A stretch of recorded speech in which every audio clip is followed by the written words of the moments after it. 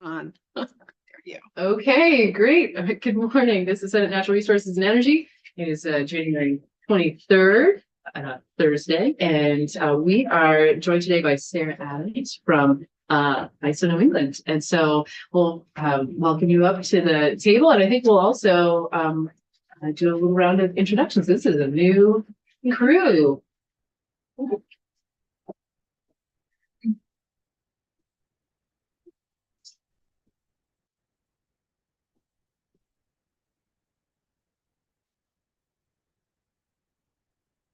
And do you need a second to connect? I'm on the Zoom, so I just need to share the slide, and then I think we are golden.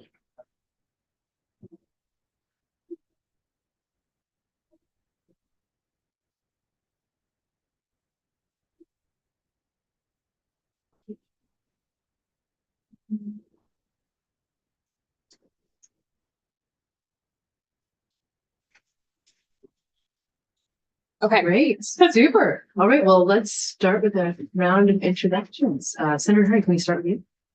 Good morning. I'm Senator Ruth Hardy from the Addison District. Senator Barry Williams from the Walton District. And Watson, the Washington District. Seth Bonhurst from the Bennington South District.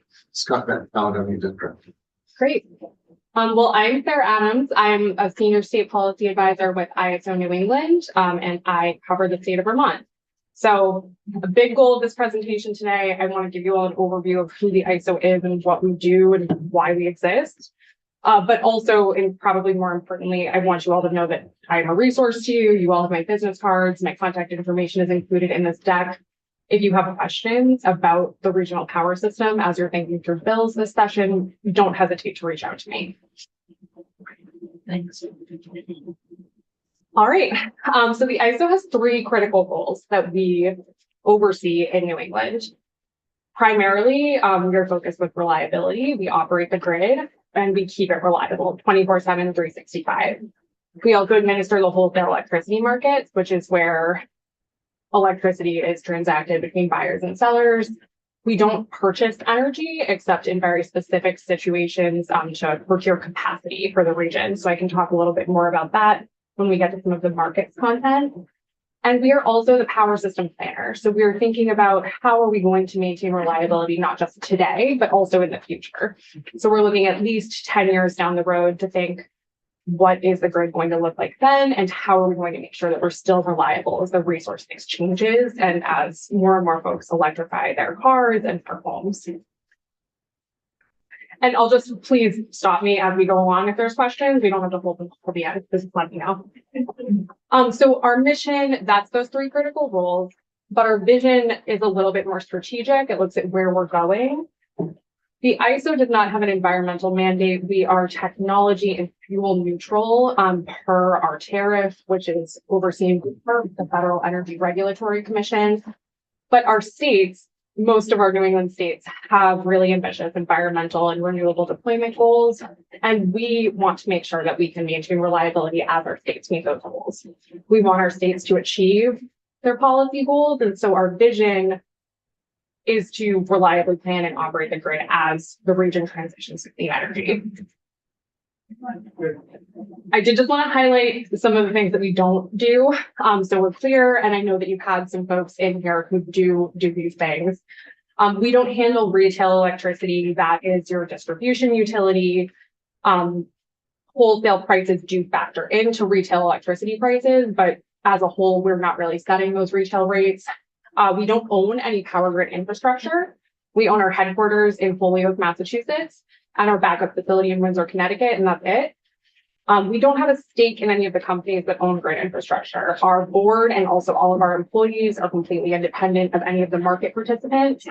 We don't have jurisdiction over fuel infrastructure. So this is notable in New England because we are so dependent on liquefied natural gas. The gas and the electric industries are very interconnected, but there's not always great coordination, and we don't really have control over their infrastructure. And the last thing is we're not a permit granting authority. We don't make any siting decisions. So where and if things are allowed to be built, we don't really have a say in that. There are a number of entities, including our independent board, that provide oversight on our roles and responsibilities. FERC is our regulator, the Federal Energy Regulatory Commission. We are also the reliability coordinator for the New England region under the North American Electric Reliability Corporation, or NERC, and the Northeast Power Coordinating Council also provides oversight. We also, on the right-hand side of this graphic, have a number of stakeholders that we engage with through NEED Pool, the New England Electricity Market Participants. You can see some of the standing committees under NEED Pool. The big ones are market reliability and transmission, but there are some subcommittees among those as well. And you can see the folks that make up those stakeholder bodies, the generators, the transmission owners, and users are typically represented by the consumer advocate or some office of their state. And then the New England states are also stakeholders of ours as well. That's a big function of my team. We engage with the governor's offices, with the public utility commissions, with environmental regulators, with those consumer advocates and attorneys general. And we also over here have the Consumer Liaison Group, which is a public and free forum that's open to New England ratepayers, really anyone in New England who's interested in the power industry. We host quarterly meetings every year, 4 meetings every year with the CLG that anyone can attend, and we host those in hybrid format. So that is the one way that we really engage directly with ratepayers. There are 9,000 miles of high voltage transmission line in New England. This is primarily 115 kilovolt and 345 kilovolt, represented in red and blue on this map. You can think of the 345s as your mass pipe, your interstate, your I-90, and the 115s are more of your state highways. So 91, I took 91 to get up here. That's kind of what we're thinking about. And then the smaller lines that come into your neighborhood that are the distribution utilities are more just kind of your residential roads. We have 13 interconnections to our neighbors in New York and Canada, and we are a net importer of electricity in New England. So in any given year, in 2024, 13% of our energy needs were met by imports, and that's pretty consistent. We typically see between 13 and 20% for imports.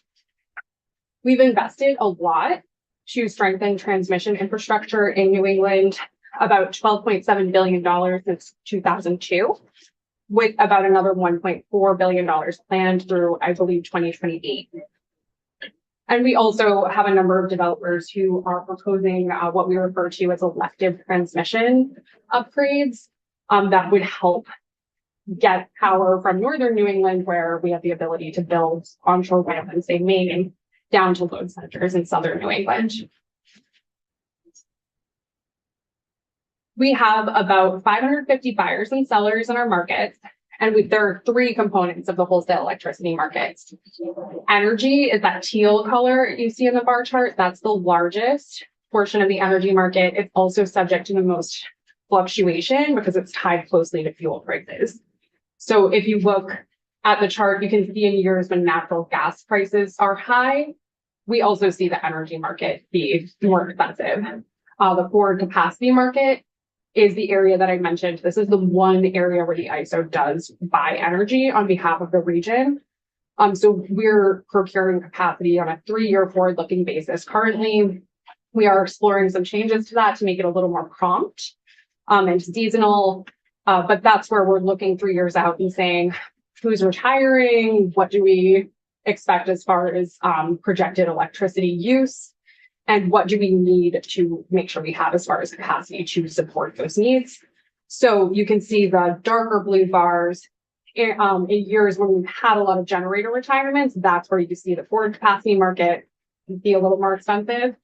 And then the little orange sliver is our ancillary services market. So this is the smallest portion of the energy markets. This is for things like voltage control and backup services. It is a really small part of the markets, but these are really crucial services during times of high system use. So they're very, very important. And I just wanted to illustrate that wholesale electricity prices are very closely tied to natural gas prices. So you can see that when gas prices spike, and we've just called out some of the reasons that we are seeing gas prices spike in some years here, Wholesale electricity prices are also higher. All right, so that's kind of the ISO overview, about the ISO. If there are any questions there, we can pause for that and we'll talk a little bit about how the grid looks now and how that's compared to how it looked previously and how we think it might look in the future. I guess I do have a question. So your slide about what you don't do was very effective. I had to remind myself what you do. And, you know, what I heard was like reliability and planning. And could you just say a little bit about how, like the logistics of how you do that? Does that make sense? Yeah, how we operate or how we plan or both? Both. Both, okay. So we have a control room that the operators are there 24/7, 365. They work 12-hour shifts. There's always at least 6 operators on. They each have their own station. So they're very closely watching what is happening in real time. They're getting on the phone with our market participants if they need to procure more energy, if they need to, you know, if it's hotter or colder than expected and the day ahead forecast wasn't quite right and we need to get more energy in real time. They're the ones who are making those decisions to balance in real time what's happening. So that's the really quick overview of how the operations work. That's helpful. So you're just making sure that in real time your lights stay on. Yes, absolutely. It's like air traffic controllers Yeah. for energy. Yes, that's actually, we love the analogy of air traffic controls. We don't own the electricity, we don't own the infrastructure, but we are making sure that it gets where it needs to go. Great. Thank you. And as for planning, that's a big function of my team's role working with the states as well. We're looking at what the policies are, how we think that is going to influence energy use, and also things like renewable deployment, like behind the meter solar. That's not something that we see as electricity generation, but we see it as a reduction on load. So we need to be aware of that as well. So we're tracking that. We're making sure that the planners know. Vermont just updated their renewable energy standard, and so we should bake that into our forecast. So policies get rolled into the forecast as we're looking for 10, 20, 30 years, whatever the time frame is. Also, we're talking with the utilities and what they have as far as programs. So there are some like time of use charging programs that some Vermont utilities have. We're considering those sorts of things in our forecast as well. And also just deployment of these things. So what are you actually seeing as far as folks who are installing hard charging infrastructure? What are you seeing as far as folks who are installing heat pumps? And those assumptions also get rolled into our forecast. We update our 10-year forecast, which is our capacity, energy, loads, and transmission report every year, and that looks for 10 years. So as we get more information on how things are actually getting deployed, we make the necessary tweaks to those forecasts. And as policies change, we also make the necessary tweaks to those forecasts. Right. Cool. Thank you. Any other questions? All right. So New England is currently a summer peaking system. We were a winter peaking system until air conditioning really got popular in the early 1990s. And that's when we switched to summer. But as more and more heating and transportation gets electrified, we are expecting that the region will shift back to winter peaking. We think that will happen as early as 2035. Why did you say that? Why will it? Because folks are electrifying with heating. Yeah, and also as more electric vehicles. Okay. So just to give you a frame of reference, the region's all-time winter peak was just shy of 23,000 megawatts, and that was in 2004. And our all-time system peak was in August 2006 at a little more than 28,000 megawatts. I just wanted to give you all a snapshot of what the state policies are. We have 5 states that I mentioned have very ambitious goals. One is conspicuously absent here, but we are considering these goals as we plan for the future of the system. And this is just a look at what renewable energy deployment goals are for the various states. So we've had really dramatic changes in our energy mix already. 2000 is the first year of data that we have, the first full year of the wholesale markets. And then 2023 is the most recent year that I have for capacity. I do have a 2024 update to the next slide. But you can see that oil and coal used to be a very large portion of the region's generating capacity potential at more than 40% and almost 50%. And now we're down to about 22% for those two types of resources. But if you look at actual energy production, oil and coal at one point about 32%, now down to less than 1% total. And we expect that to go down to zero in the coming decade. We are largely, most of our electricity is produced by natural gas, but we also see a lot of nuclear electricity production. We have 13% imports, as I mentioned, and hydro and renewables make up about a fifth of our generation now. So just to compare capacity versus energy, if we think about capacity, that's what we could do. So we have 22% of our generating capacity is coming from oil and coal, and less than 1% of actual generation is coming from oil and coal. You can think about like the speedometer on your car as a good analogy for that. You could go 120 miles per hour. You're not doing that very often. So the actual electricity production would be, 40, 35, what you're typically driving. And the last bar on this chart, that green 2040 bar all the way to the right, comes from our future grid reliability study, which looked at what we would need to have as far as generation if the states were to meet their renewable deployment goals. So you can see we have a lot of work to do with regard to renewables, but the optimistic read on this is that we've already made that kind of a shift away from oil and coal towards natural gas. And I think that we could do it if all of the states and the ISO and the different players work together. I think we could make that magnitude of a shift towards renewables by the 2040 timeframe. So last year, most of the region's energy needs were met by low emitting sources of electricity, predominantly natural gas, but about a quarter from nuclear. Imports is mostly hydropower that's coming from Eastern Canada, and then also renewables and hydro at about a fifth. And we've seen generator emissions really drop over the last 10 years, the last 20 years. I don't go all the way back to 2000 on the line chart here, but the figures at the bottom are from 2000. So we've dropped carbon dioxide about 40%, nitrogen oxide emissions about 63%, and we're down 98% in sulfur dioxide emissions. So that is really being driven by the state's policies. One way that we plan for the future of the power system is that we oversee the region's interconnection request queue.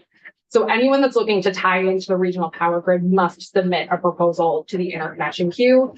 This is the one way that we do review projects that are proposed. We're not making a judgment about whether that project should move forward or not. Our judgment is really just, can it interconnect at the location where it's proposed reliably? And if it cannot, then we're suggesting upgrades that might be needed to that transmission infrastructure in order to interconnect at that location.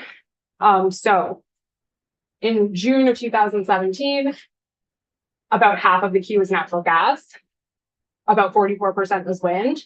That wind percentage hasn't changed all that much, but now most of the proposals that we're seeing in the queue are for battery storage, which wasn't really even anywhere in anyone's mindset in 2017. We weren't really seeing proposals for batteries. And there are even more batteries than what is shown in that 47%, because anything that is coupled with another resource goes into that bucket. So solar plus storage is in that 8% solar. Question here. Yes. Batteries at what level? You're talking about like personal homes or? This would be grid scale batteries. These would be batteries that are connected to the ISO regional power grid. Right now, we're only seeing proposals for lithium ion batteries. So that's what technology is viable currently. So there's nothing with really particularly long duration in the queue yet. Thank you. And I did just want to flag, I did jot down what is coming from Vermont here. We have 344 megawatts that are proposed in Vermont, and that is mostly batteries. That's all. 344. 344. And I just wanted to give you all a slightly different view of the queue. So this shows what the submitted in service date for all of those proposals is. And also the other data point that I wanted to highlight here is that of all of these projects, of that nearly 40,000 megawatts that we have proposed, the ISO has studied about a quarter of them, and they have their interconnection service agreement. So I think that a lot of folks think there's queue backlog, the ISO is being really slow studying these projects. Oftentimes there are reasons other than the ISO study process that are holding up projects, whether it's permits, whether it's supply chain issues.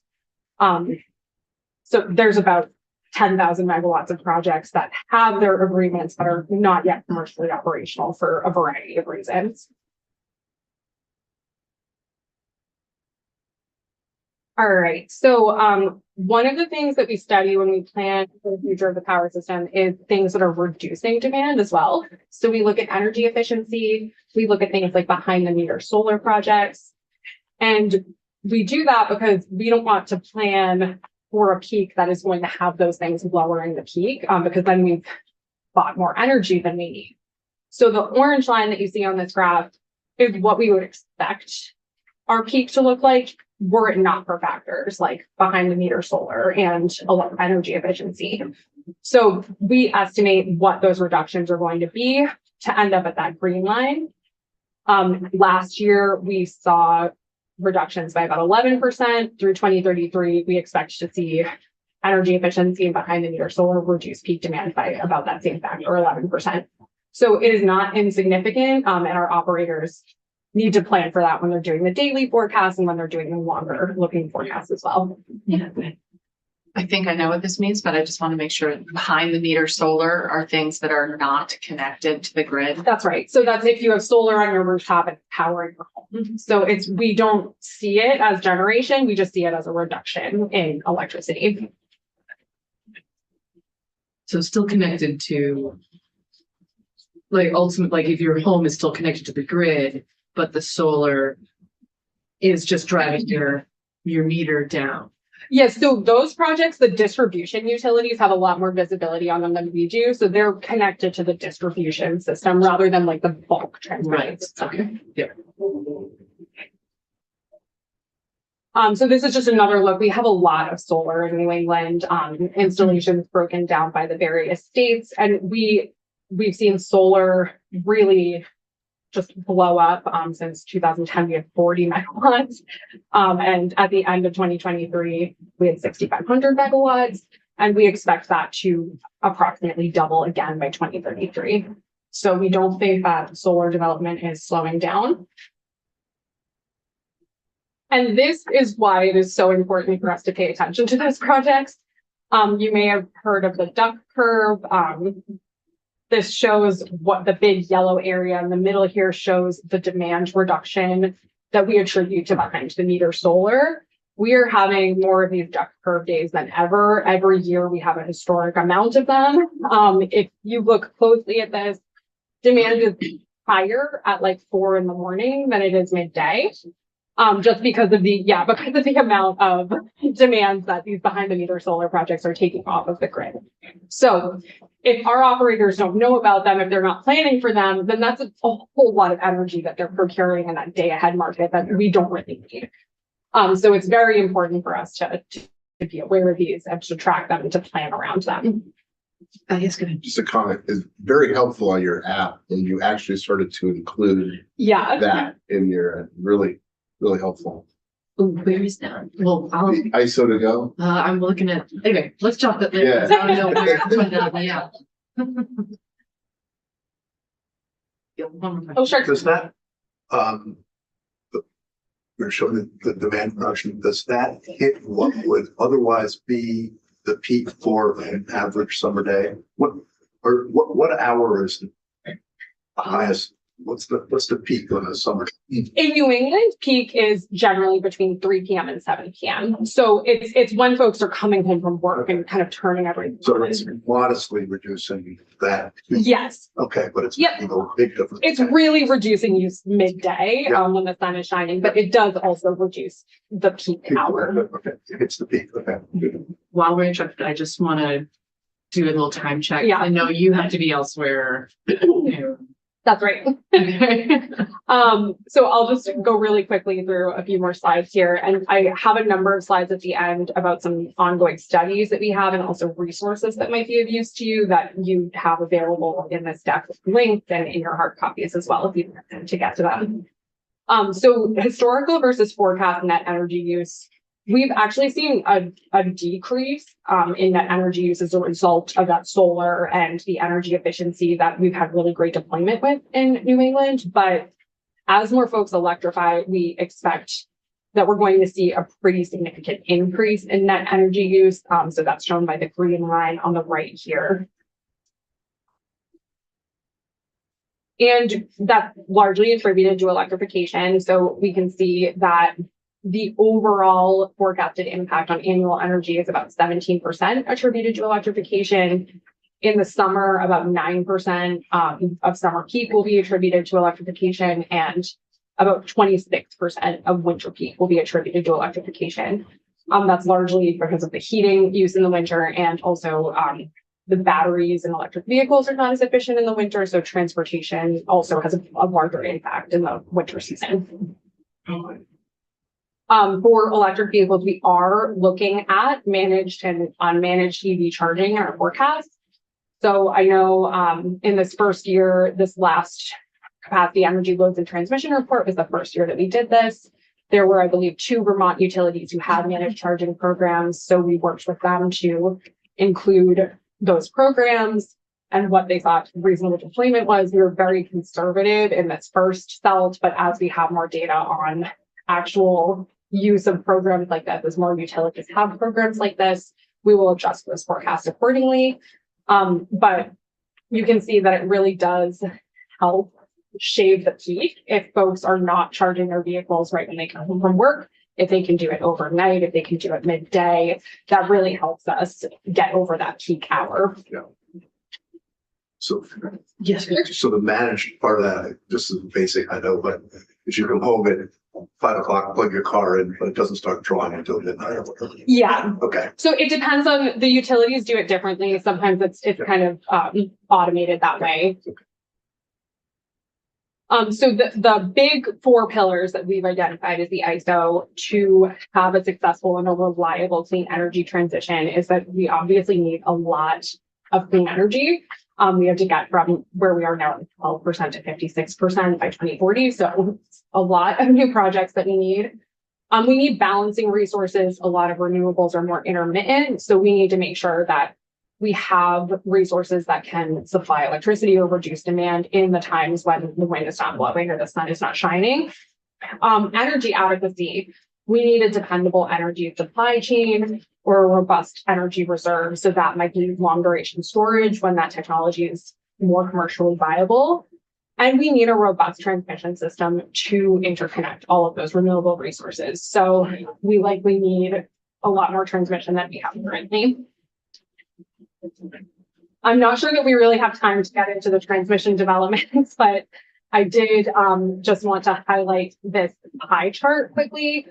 For anything that is deemed a transmission project that is needed for reliability, those costs are allocated among the states based on that state's load share. So Massachusetts and Connecticut have the lion's share of the load in the region, and they pay the lion's share of the reliability transmission costs. Vermont is just 4% of the region's load, so 4% of those costs get allocated to Vermont.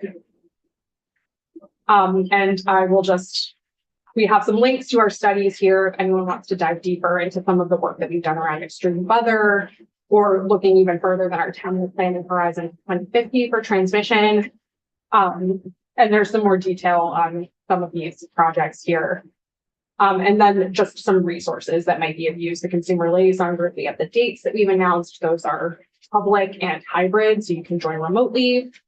We have a great glossary. If you're ever wondering what an acronym or a term means, you can check that on our website. We have a few documents that we publish annually. I've included links for those. And then we have a great app that I know some of you already have. So I don't encourage you to download that if you're interested in tracking wholesale electricity prices or liquor food source mixes in real time. Super. Thank you so much. Any questions?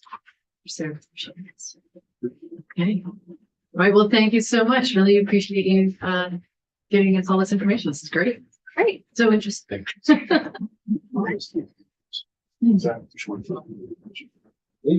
Thank you. And I did find it on Yeah, Like, really it's cool. It's in the like it was demand. solar. Make the demand chart. Yeah, right. Yeah. Really cool. Mhm. Is that public? Yeah. Which I Yeah, thought that anything, there's no. Yes, like, yeah, right, like, we are on, yes. Yeah, right. That's always Right. so striking to me. Yeah.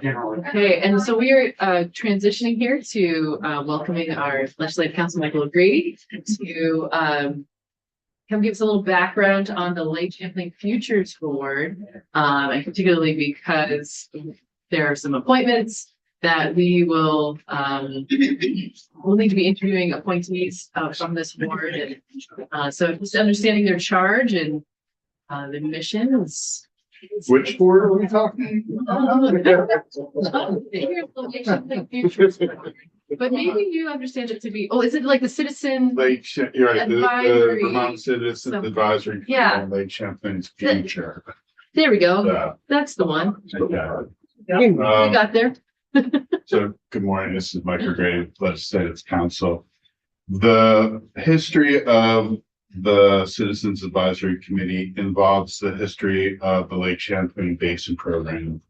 The Lake Champlain Basin Program is technically an office of the U.S. Environmental Protection Agency that was created to coordinate actions in Lake Champlain among New York and Vermont, and then informally with Quebec regarding the water quality of the lake on a federal level.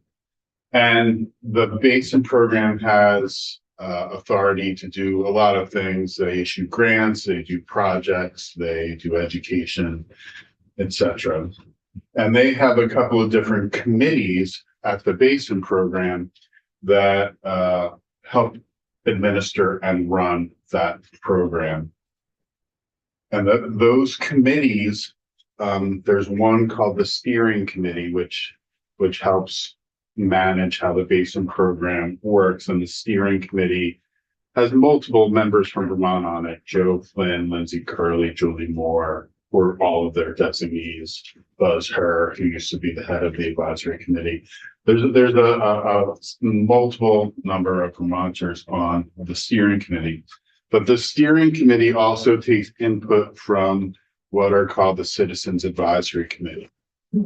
And so in 1990, a little bit after the Basin Program was created, there was like a time frame where they were creating it, and the Citizens Advisory Committee was created then. And it's created to provide input to that Lake Champlain Basin Program Steering Committee. And you will see that in its statutory charge and its authority in 10 VSA 1961, it shall act as a Citizens Advisory Committee to the Joint Committee created in the MOU on Environmental Cooperation on the Management of Lake Champlain and signed by the Governor of New York, the Governor of Vermont, and the Premier of Quebec. So that, and it will also act as the Citizens Advisory Committee to the Federal Lake Champlain Management Conference created by the Lake Champlain Special Designation Act of 1990, which is what created the Basin Program. So it has that federal function and that regional function to work with New York and Quebec, but it also has a in-state function. It works to advise you and the Secretary of Natural Resources on actions that the state should take for the quality of the lake. And specifically, it gathers existing scientific data and in many different ways, monitoring, review of academic information, etc.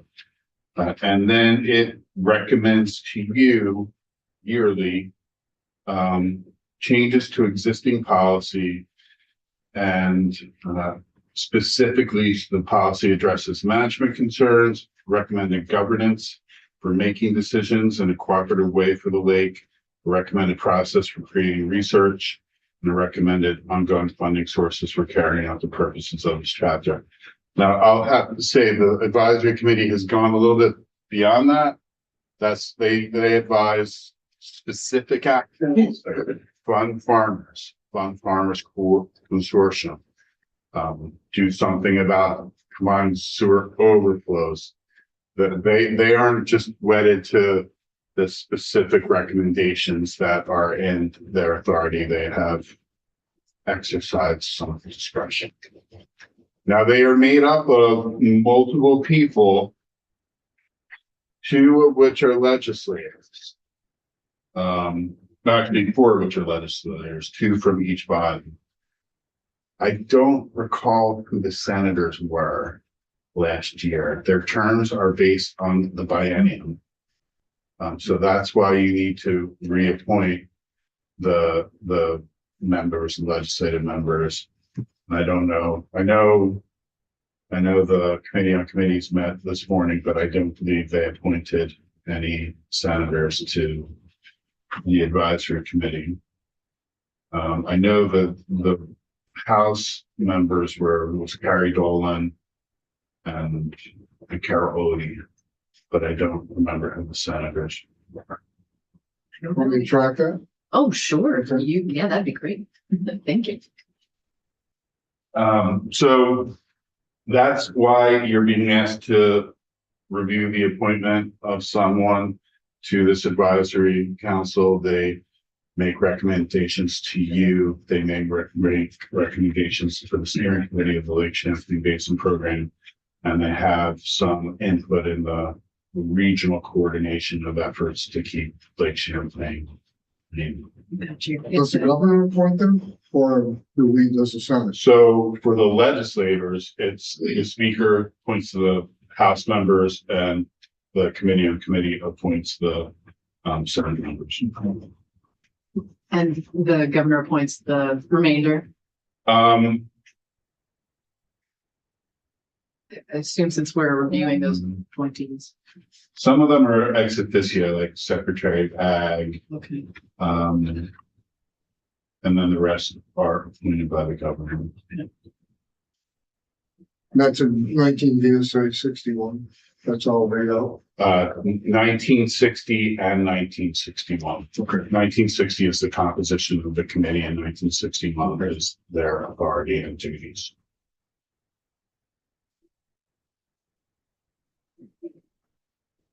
I do have a question, since we have a little time. I realize this is a little bit of a elementary question, but I am not sure that I understand the Lake Champlain Basin Program. Like, what is their role? I mean, I understand that they want to keep the lake clean, but like, maybe this is something you're going to get into, in terms of phosphorus stuff, or like when you come back tomorrow. But well, they have no regulatory authority. Okay.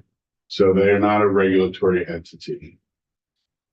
They are really kind of a consortium or a clearinghouse for information, education, and financing and activities, projects. So they get money from the feds.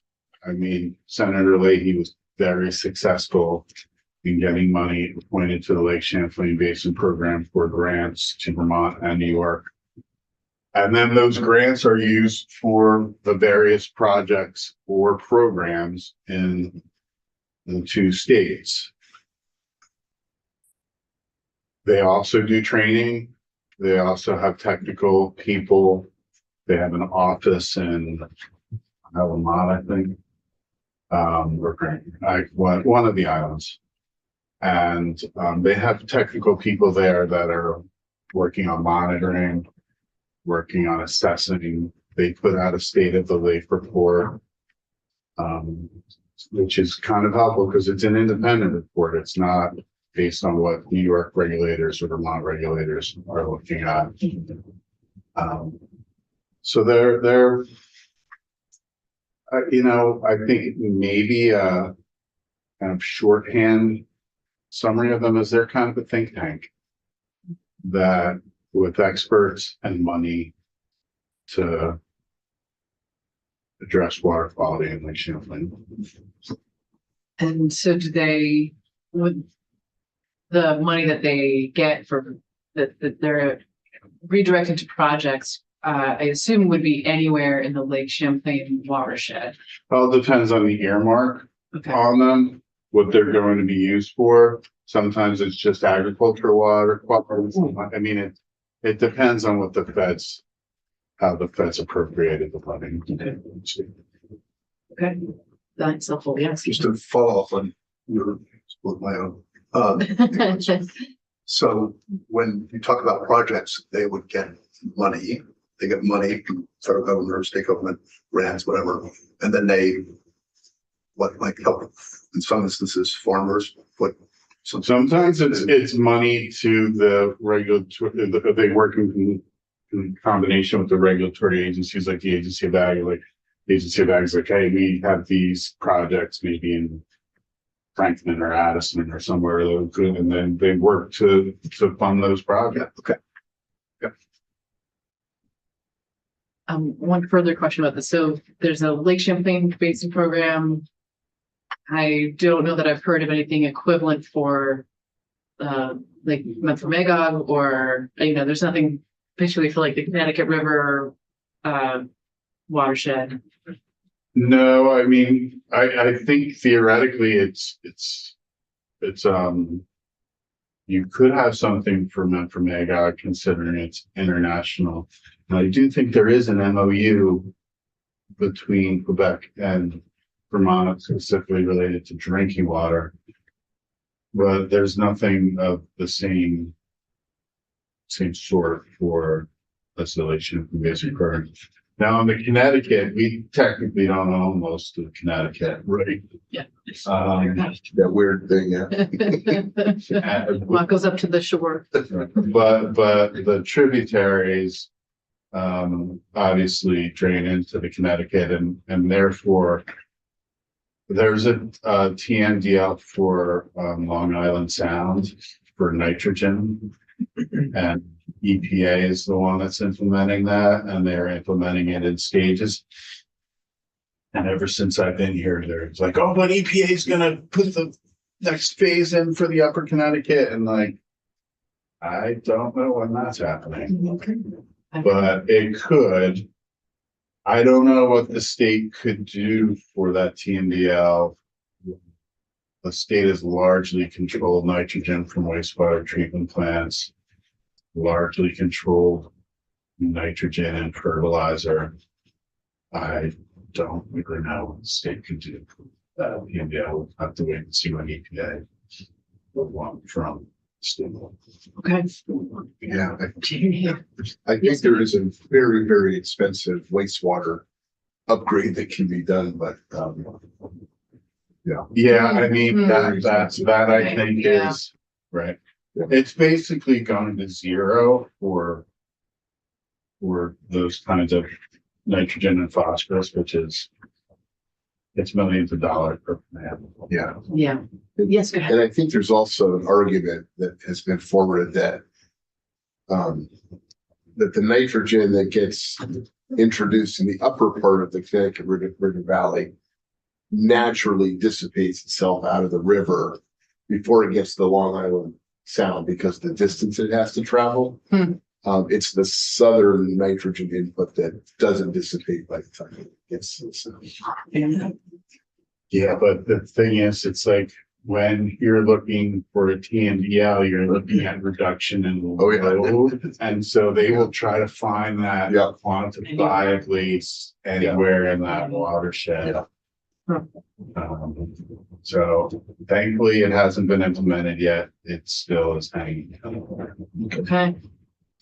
Well, that's good to know. Any other questions about the Lake Champlain Citizens Advisory Board or the Lake Champlain Basin Program? I guess I have one more question. Sometimes I feel like I hear a reference to, look at this, is like, again, elementary questions, showing my ignorance here, but there's like a tactical basin plan. Did I get the name of that right? Yeah. Sure. Is that related to the Lake Champlain Basin No. Program? It's not related. No. Okay. All right. I mean, it is confusing. You've got the Lake Champlain Committee, Yeah. which is not related to the Lake Champlain Basin Program, but people often think it is because the Lake Champlain Committee is an advocacy organization and based in science Yeah. that does a lot of monitoring of the lake, which is what the Lake Champlain Basin Program does too. Hmm. Right. And then you have the tactical basin plans, which sound like they should come from the Lake Champlain Basin Program, but they don't. So they come from A&R. Okay. As required by the Federal Clean Water Act. So the Federal Clean Water Act requires all states to have a continued planning process for their waters, to plan how their waters will be used in order to meet the water quality standards. And the state meets that requirement by having a plan for each of the watersheds in the state. And that plan lays out which parts of those waters are class A1, class A2, class B1, or class B2. And those are all different classifications for how the water should be managed for its use. Most waters are B, most waters are B1 or B2, and they're basically available for all uses. I can't remember the distinction between B1 and B2. I think it's about the quality for drinking water. I'd have to look at that. And so that's what the basin plans are. The basin plans in Vermont have kind of taken on a function that is part of the Clean Water Initiative. And by the way, the new Clean Water Initiative report is out this. I haven't had an opportunity to read the A whole little, thing. right. It looks pretty good so far. But in the basin planning process, it's taken on the function of identifying projects in each basin that could be done to improve water quality. And that's important because of what's called the local water resource provider model that you set up a few years ago, where A&R, you created these kind of service providers per watershed to do some of the projects that A&R doesn't have the management capacity to do. And then you move money out for those people that are willing to take on that project. Now, the clean water service providers are kind of having, I won't call it a crisis, but they're finding it hard for people to take on the projects because the projects can be expensive. It involves taking on responsibility for the long-term management of the project, which some people don't want to do because that might mean future liability. And so it's something you might want to discuss with the secretary, her perspective on the success of the clean water service providers, and maybe even get some of the service providers in to look at what they think that could be done to improve the program.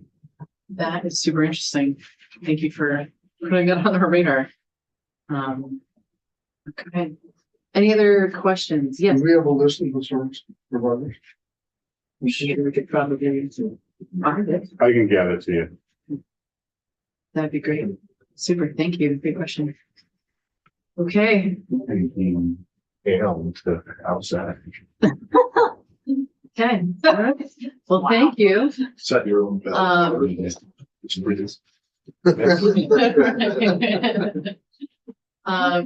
I know, so Peter Walk is here, but technically we're, not necessarily on until 10. that's fine. Otherwise, I'm ready to rock and roll. Okay, what would you all prefer?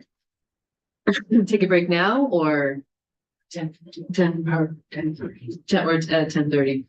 Like, I can do. What do we go to 10:30? All right, yeah. If you're good to go, that's great. Thank you. Let me do all of the technology things here. See what I can present effectively to you. You have to accept those. Efficiency going. Yes, that's right.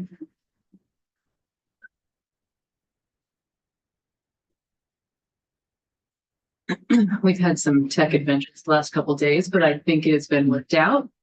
Don't say it. It's- Yeah. Jinx it. Don't. Jinx it. I did. I worried about you during the joint session last week. I was like, oh, I can guarantee that's not going to go smoothly.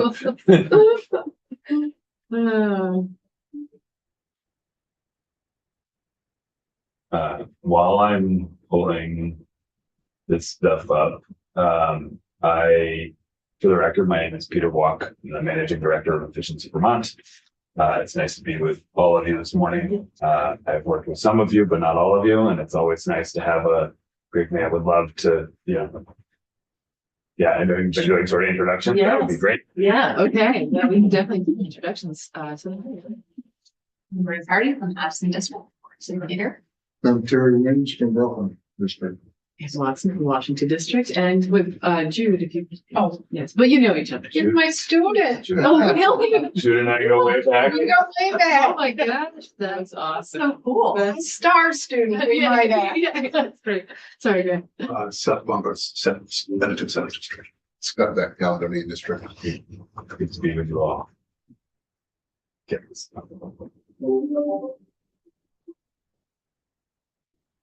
Test the State House public Wi-Fi here and see how good it is.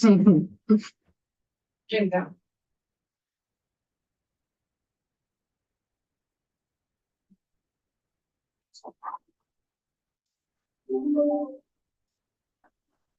Yeah. So that's making sense. It's hard to take. No, sorry. Should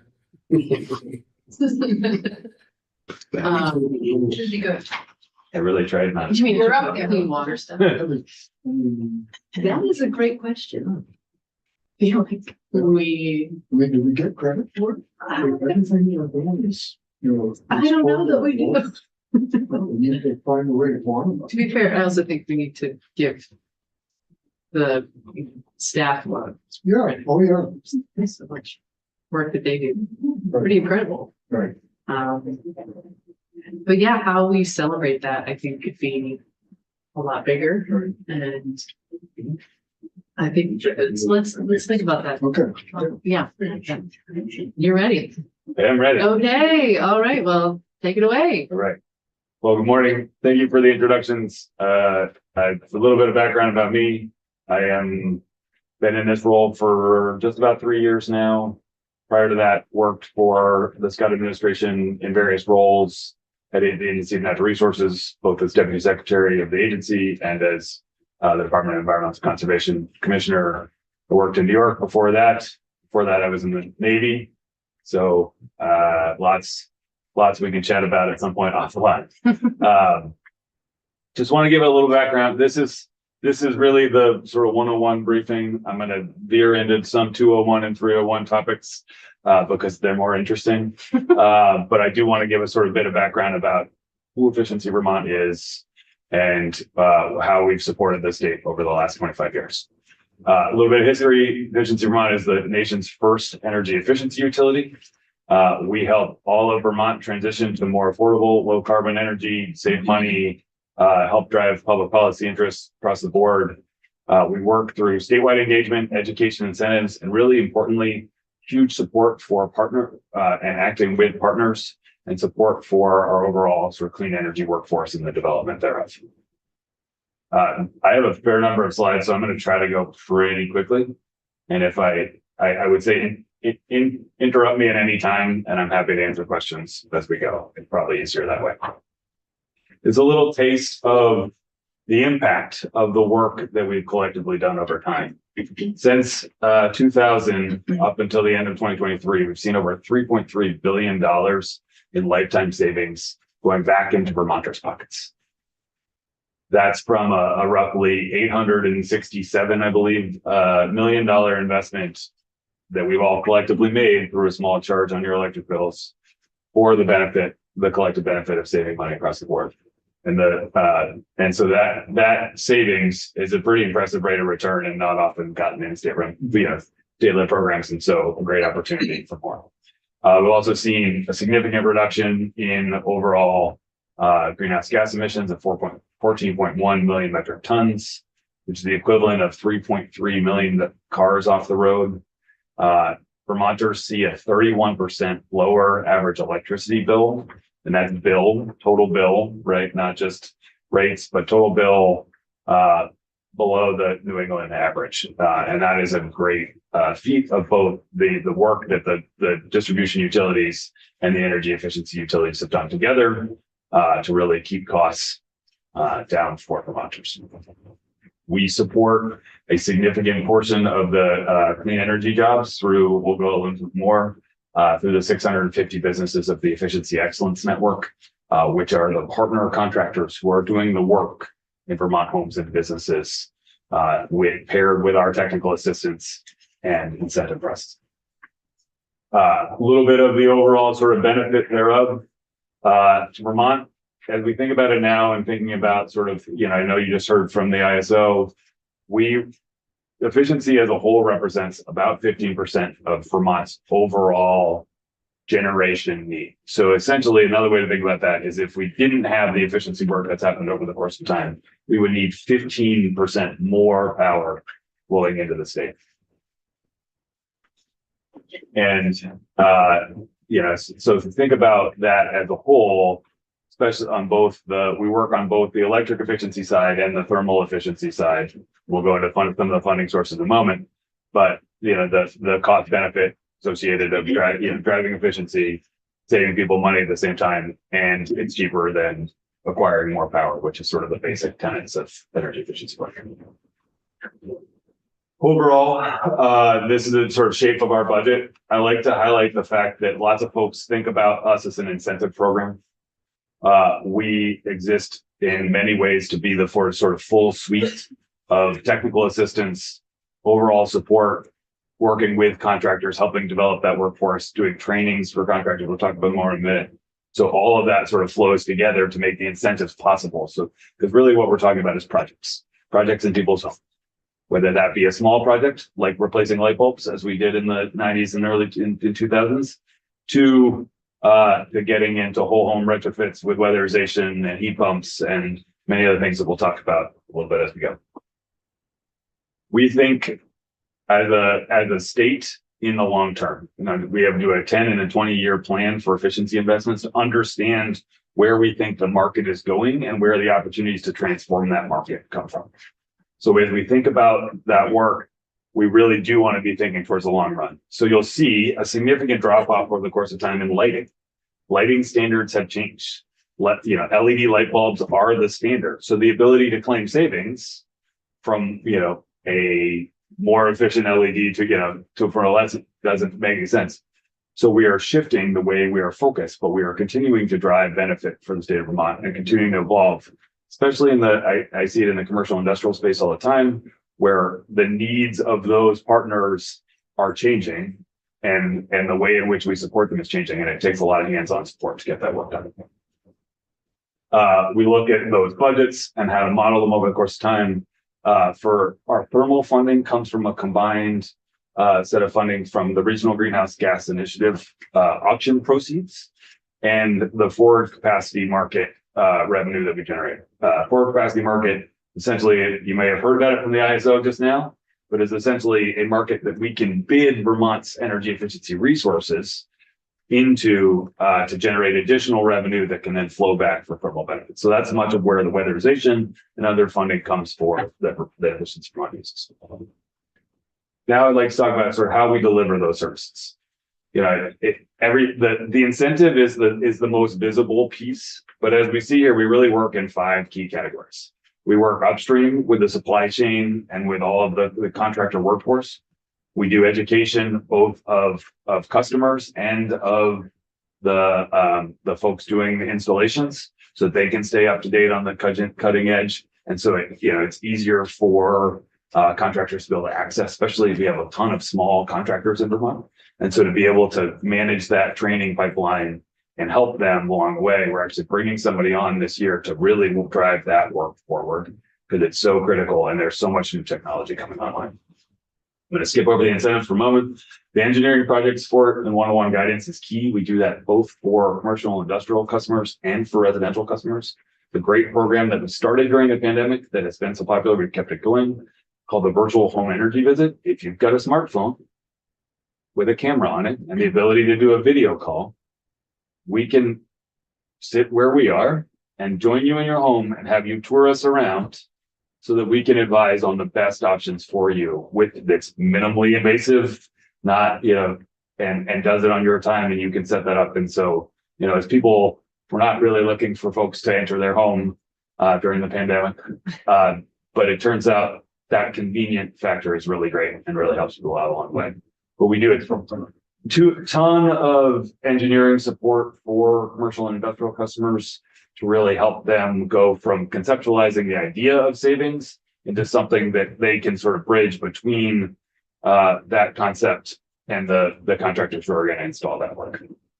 And ultimately, we don't do this alone, right? This is not the energy space has a lot of players in it and everybody's working towards trying to do best for Vermonters. And so we are really working on helping to coordinate some of that work, figuring out where there are opportunities to tie in, whether it be the weatherization assistance program that the state runs through, folks like CDOEO and Capstone and NITO and Brock and the like, to opportunities to share programs with the distribution utilities as they think about meeting their tier 3 requirements.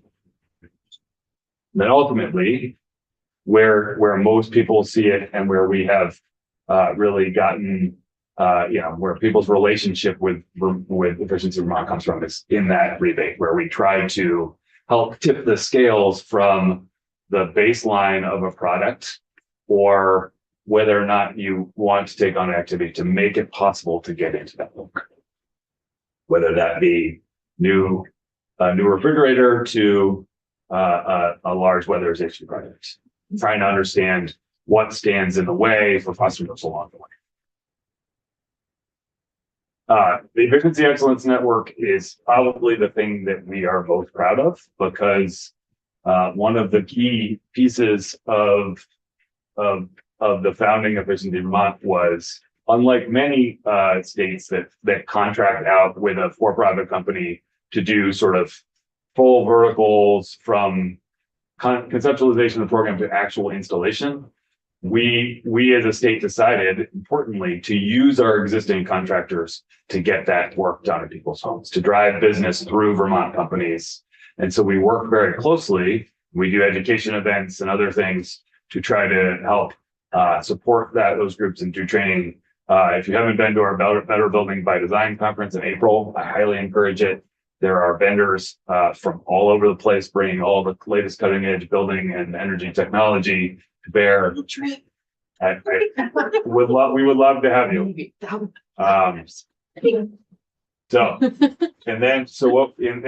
this is relevant for you all, right? Because the topic for Better Building by Design this year is 2030 on the horizon, assessing Vermont's vision versus reality. Sort of where are we versus where do we want to be? Seems a little fitting for some of the conversations I've heard you might be having. Again, partnerships. Partnerships are everywhere. As I mentioned, the weatherization agencies, distribution utilities, nonprofits around the state like NeighborWorks. We are out trying to work with everybody to try to make sure that there is work getting done in people's homes. And that really matters, as we'll talk later about more, and helping folks who have traditionally not been able to access our programs. Focus on equity, having trusted community partners who we can work with to help get information out is critical to the success of reaching communities who have traditionally not been able to take advantage of our programs. Again, we do lots of promotion. You hear our radio ads, you see things pop up on your Google searches. You've seen the button up there, I'm sure. The goal is to remind people that we're here, right? Because ultimately, at the end of the day, if people, businesses, residents don't make decisions to make changes to the way they use energy, we don't get anything done. We don't accomplish. We work under performance contracts for the state. And so we want to make sure that we are achieving the goals that we've set out to do. And we do that through making folks aware of what's happening. All right. And as I mentioned, the virtual home energy business is a great example of one of our plays on the phone with somebody right there, talking through what's going on in their home.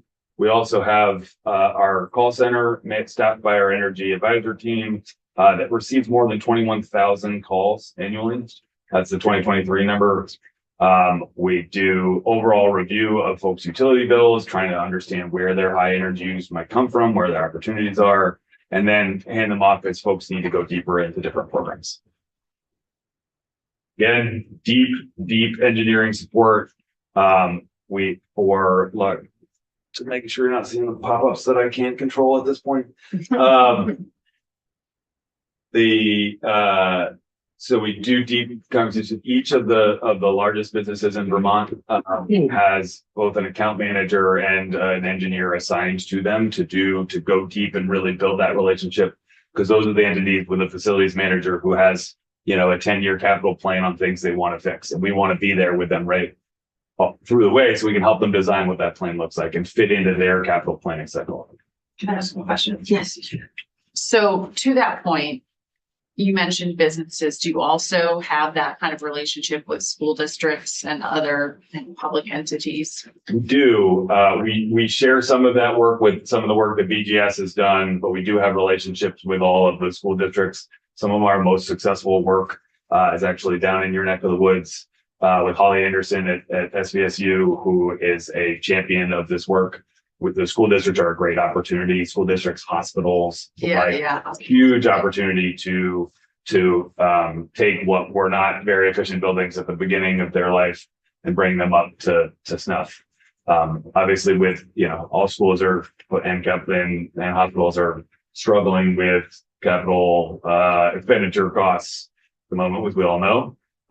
And so we help try we can bring those along. We actually have a great example of that as some of the ARPA dollars that you all sent through the Department of Public Service to us, or excuse me, the Agency of Education, to do school indoor air quality work during the pandemic.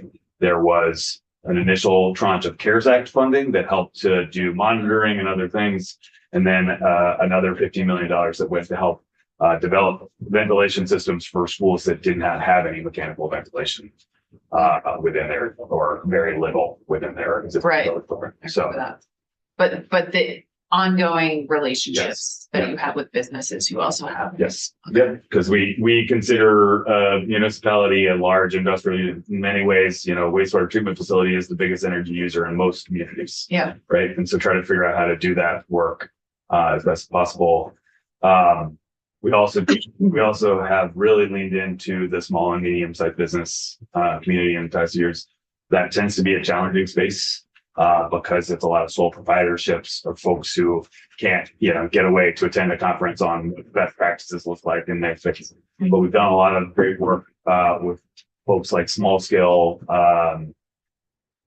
grocery stores to do refrigeration upgrades and other things that have huge greenhouse gas impacts and energy savings. Now I want to get into some of the new work that we've been doing and how we're supporting the state and have supported the state really over starting primarily during the pandemic and sort of keeping going. First, I want to talk about the sort of heat pump space and where that's going. That's obviously a hot topic these days, especially as it's freezing out right now. But I want to talk about how we've all collectively worked together as in the energy space to try to drive change in the cold climate heat pump market. We have really dug into the supply chain side of how we deliver goods. So Right now, if you were to go have a contractor install a heat pump in your property, that cost would come off before you even saw it. It would, it would be shown as a rebate on your bill, but if the contractor doesn't actually pay for it at the distributor level. So we've worked with many of the large distributors like FW Web and Granite Group to be able to make sure that they stock the most efficient versions of each of these products and help incentivize that to happen so that they're available when Vermonters want it and the workforce is available to drive that work. It's been a great partnership. We have great partnerships with the different manufacturing companies who come in and do training.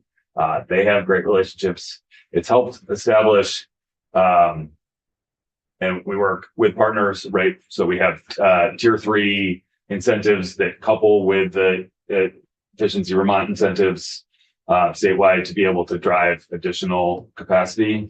And that's a great partnership and seamless for the DUs. Now we have, as we look at where we were in 2015 to where we are now, averaging roughly 11,000 installations per year, we've gotten to the point where we are the per capita have the most heat pump installations in, I believe it's the Northeast, if not, sort of the country. Because really we have focused on the availability of the product. That has been an approach since the beginning. You can't just incentivize things because if it's not there, can't buy it, right? And we did, that same thing sort of happened in the early days of weatherization. There weren't enough people to do energy audits around to actually make any of that work occur. So we helped train more so that they could be out there in the workforce driving that work. And so you have to think holistically about how we drive the market faster than it naturally wants to go if you want to achieve the results you want to see. So we can all assume, when we look at the technology market transformation that we see, there's a lot of consumer demand for the newest iPhone or the newest whatever, right? So that market transformation curve happens really fast. For projects like these, which are not very interesting and often don't, really show any visible value to your home, we have to shrink that curve, right? We have to get that curve happening faster, or we're not going to hit any of the requirements under the GWSA. Yes, good. When you work with homeowners to install heat pumps, do you also first talk to them about weatherization to make sure that their heat pumps will? So that we do. Ideally, we're going, so when they get an energy audit, ideally they're going through that process first to see what opportunities they might have. We talk to everybody about doing weatherization first, but there are truths about weatherization that we all need to be, and I'll talk more about this at the beginning than at the end, but weatherization in and of itself is not a panacea, right? We talk about it as a greenhouse gas emissions reduction tool. In the grand scheme of things, it's the first step and necessary step for an individual to be able to save money on the work that will then follow to really drive emissions reductions, right? If you have a drafty old 1800s farmhouse, which there are many of in Vermont, and you try to install heat pumps in that home, you're going to need a lot more with a lot more capacity than if you weatherize that home first. And so we try to drive that work for it, as you mentioned, first, so that people will do it. But ultimately, we work on, we're not forcing anybody to make any decisions. So folks make the decisions they want to do. A lot of the heat pumps that have been installed in Vermont are about cooling more than they are about heating at this point. But if we can tie those two things together, then it works very well. The challenge is if we try to pay for all of the weatherization work with just the energy savings, the math doesn't work as well. But there are all sorts of health benefits, other pieces, just generally quality of life. If you've had, insulation added to a home, the difference between sitting around in a drafty spot, feeling cold all the time, and the comfort of being able to sit anywhere without, freezing your tuchus off. There's lots of benefits there. There have been some great partnerships to think about how to monetize the health care value of that. The Rutland Regional Medical Center did a pilot project where they prescribed weatherization to folks with chronic, respiratory issues. and could then see the economic value to the number of cases they had to retreat. But trying to figure out how to do that at a large scale is a challenge. So I will keep going. But we're also constantly trying to think about what's next in the heat pump space for renters who don't control their building, or have that split incentive that you may have heard about. Essentially, if you're paying the electric bill, but you don't own the building, as a renter, as the owner of the building, you're not paying the electric bill. So why would you make that investment? So that's a challenge we need to fundamentally break down. But this is an opportunity where it's a portable unit that could go with you from rental property to rental property, that can act at provide your heat pump activity in a traditional way in which a window unit air conditioner would. It's a little larger and a little heavier, but they're coming along, and that's a great opportunity to address some of the challenges that we see in the market. As we think about looking forward, the heat pump, there are a couple of things going on. You may have heard about the Inflation Reduction Act. There's a little bit of, we are on the verge, hopefully, of getting those programs up and going. There's been a long process between the feds and the state. We are hopeful that there won't be changes to those appropriations at the federal level, because Vermonters are ready and itching for that support. We're also thinking about how do we drive changes in the refrigerants used to make the systems work? Because I'm going to go, maybe this is 201, 301 level, but global warming potential is the sort of the measure of how potent a specific greenhouse gas is compared to carbon monoxide. Many of the HFCs that we've used as refrigerants traditionally in air conditioners, heat pumps, are refrigerators and other things, are high global, like thousands of times higher than carbon dioxide. So a little bit goes a long way in terms of having an impact. So if we can think about getting those refrigerant values down and deal with leaks as they come, then we can really make a meaningful difference. We're at the point where the success has driven a lot of challenge. We think about the shared program that we run with the distribution utilities. Collectively, we've driven so many installations that many of them have banked tier 3 savings, that they don't need additional savings. And so try to figure out how to balance what their needs are, because they shouldn't spend ratepayer dollars that if they don't need to, with our trying to have a statewide program, is a kind of constant challenge we will work through and will continue to be as we move forward, something that we'll need to grapple with collectively.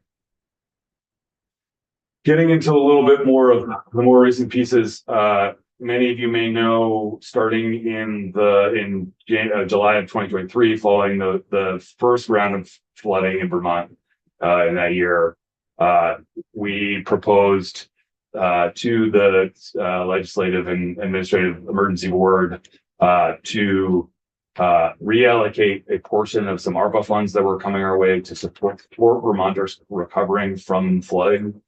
$10 million eventually flowed through the Department of Public Service to Efficiency Vermont to help with that work. We have supported a number of different residential properties. We've also used some of our traditional regulated funding to be able to support some of the businesses. And we'll talk about that in more. We've also helping to make the electrification future that is going to be necessary possible, and also removing many of the barriers that people have when thinking about a weatherization project, because we're getting deep into the sort of the foundations and structure of people's homes at that point. These were really designed to help people get back on their feet, and they've been extended for both the 2023 flooding and the 2024 flooding as well. Up to $10,000 for the sort of basic appliances, your heating systems, your water heater, et cetera, to get people back in. Trying to pair that with the weatherization at that point so that we can get that work done. So really getting weatherization work done for businesses looking to replace, commercial equipment, whether that be, we lost a lot of restaurants, for example, who needed commercial kitchen equipment, who we can help offer incentives to. And then really getting into that, continued technical support and guidance throughout the process. Thank you for the work you did on this, especially the little tweaks you did to help Addison County in 2023. But I wondered, I don't remember if you ever solved the problem about the rebate versus We did. upfront. So how did that work? We did. So this is a great partnership between Efficiency Vermont and our parent company, VEIC, and the Vermont Community Foundation, and now East Rise, the credit union, where the Community Foundation agreed to park a certain amount of dollars in a East Rise account that we were able to draw from to be able to prepay contractors to do the work. And then we would backfill that with the incentives. We would love to expand that. Yeah. Because we understand that rebates are a challenge, right? Yeah. Rebates especially for low income Vermonters, the ability to front the work or finance the work is a challenge. There are financing things that I'll talk about in a moment. But not always easy, not always possible. And this helps with it. What we're really looking for is trying to do it for those incentives that are like the bulk of a project. Because if it's just a small incentive for a more efficient refrigerator or something like that, that prepaying that doesn't help as much. Right. But for a large weatherization project or something like the flood, it really does matter. We've seen a lot of folks use that. I think we need to set that up sustainably over the course of time so that we can do it more regularly because it is really important. Okay. Well, if you need help doing that, let me know. I love it. Let us know. Yep. Then as part of the flood grant, we combined that with some work that you all had asked the Department of Public Service to do around supporting electric panel and overall electric system upgrades several years ago, as well as supporting heat pump hot water heater transition. That's one of the best things that folks could do to save money and to drive down significant emissions. And so we've launched both of those programs. First, we launched them with for flood victims because they were coming out at the same time and wanted to help folks, kind of get to the front of the line there. This has been a partnership with the energy efficiency utilities. If you don't know who those are, that's Efficiency Vermont, Burlington Electric, and Vermont Gas Systems. We are the three energy efficiency utilities for the state. Burlington does its territory, VGS does its territory, and we fill in the gaps statewide. And then Green Mountain Power has been running their own program really focused on mobile home parks and how to upgrade those panels there, which has been great. So we're really trying to focus this as much as possible and get money out the door. It's been kind of one of the slower programs to launch because of the flood and everything else kind of moving along. So that's really getting going in earnest this year and into next. And then as I talked about the heat pump hot water heater, really trying to drive these projects going. We have seen over 680 projects since this launched less than a year ago. And based on the initial totals of dollars that we had to work through that program, we anticipated being done by April of this year with the amount of money. We've been able to, through some work with agency administration, to drive additional resources towards that program because it's been so popular. So we can really get that going.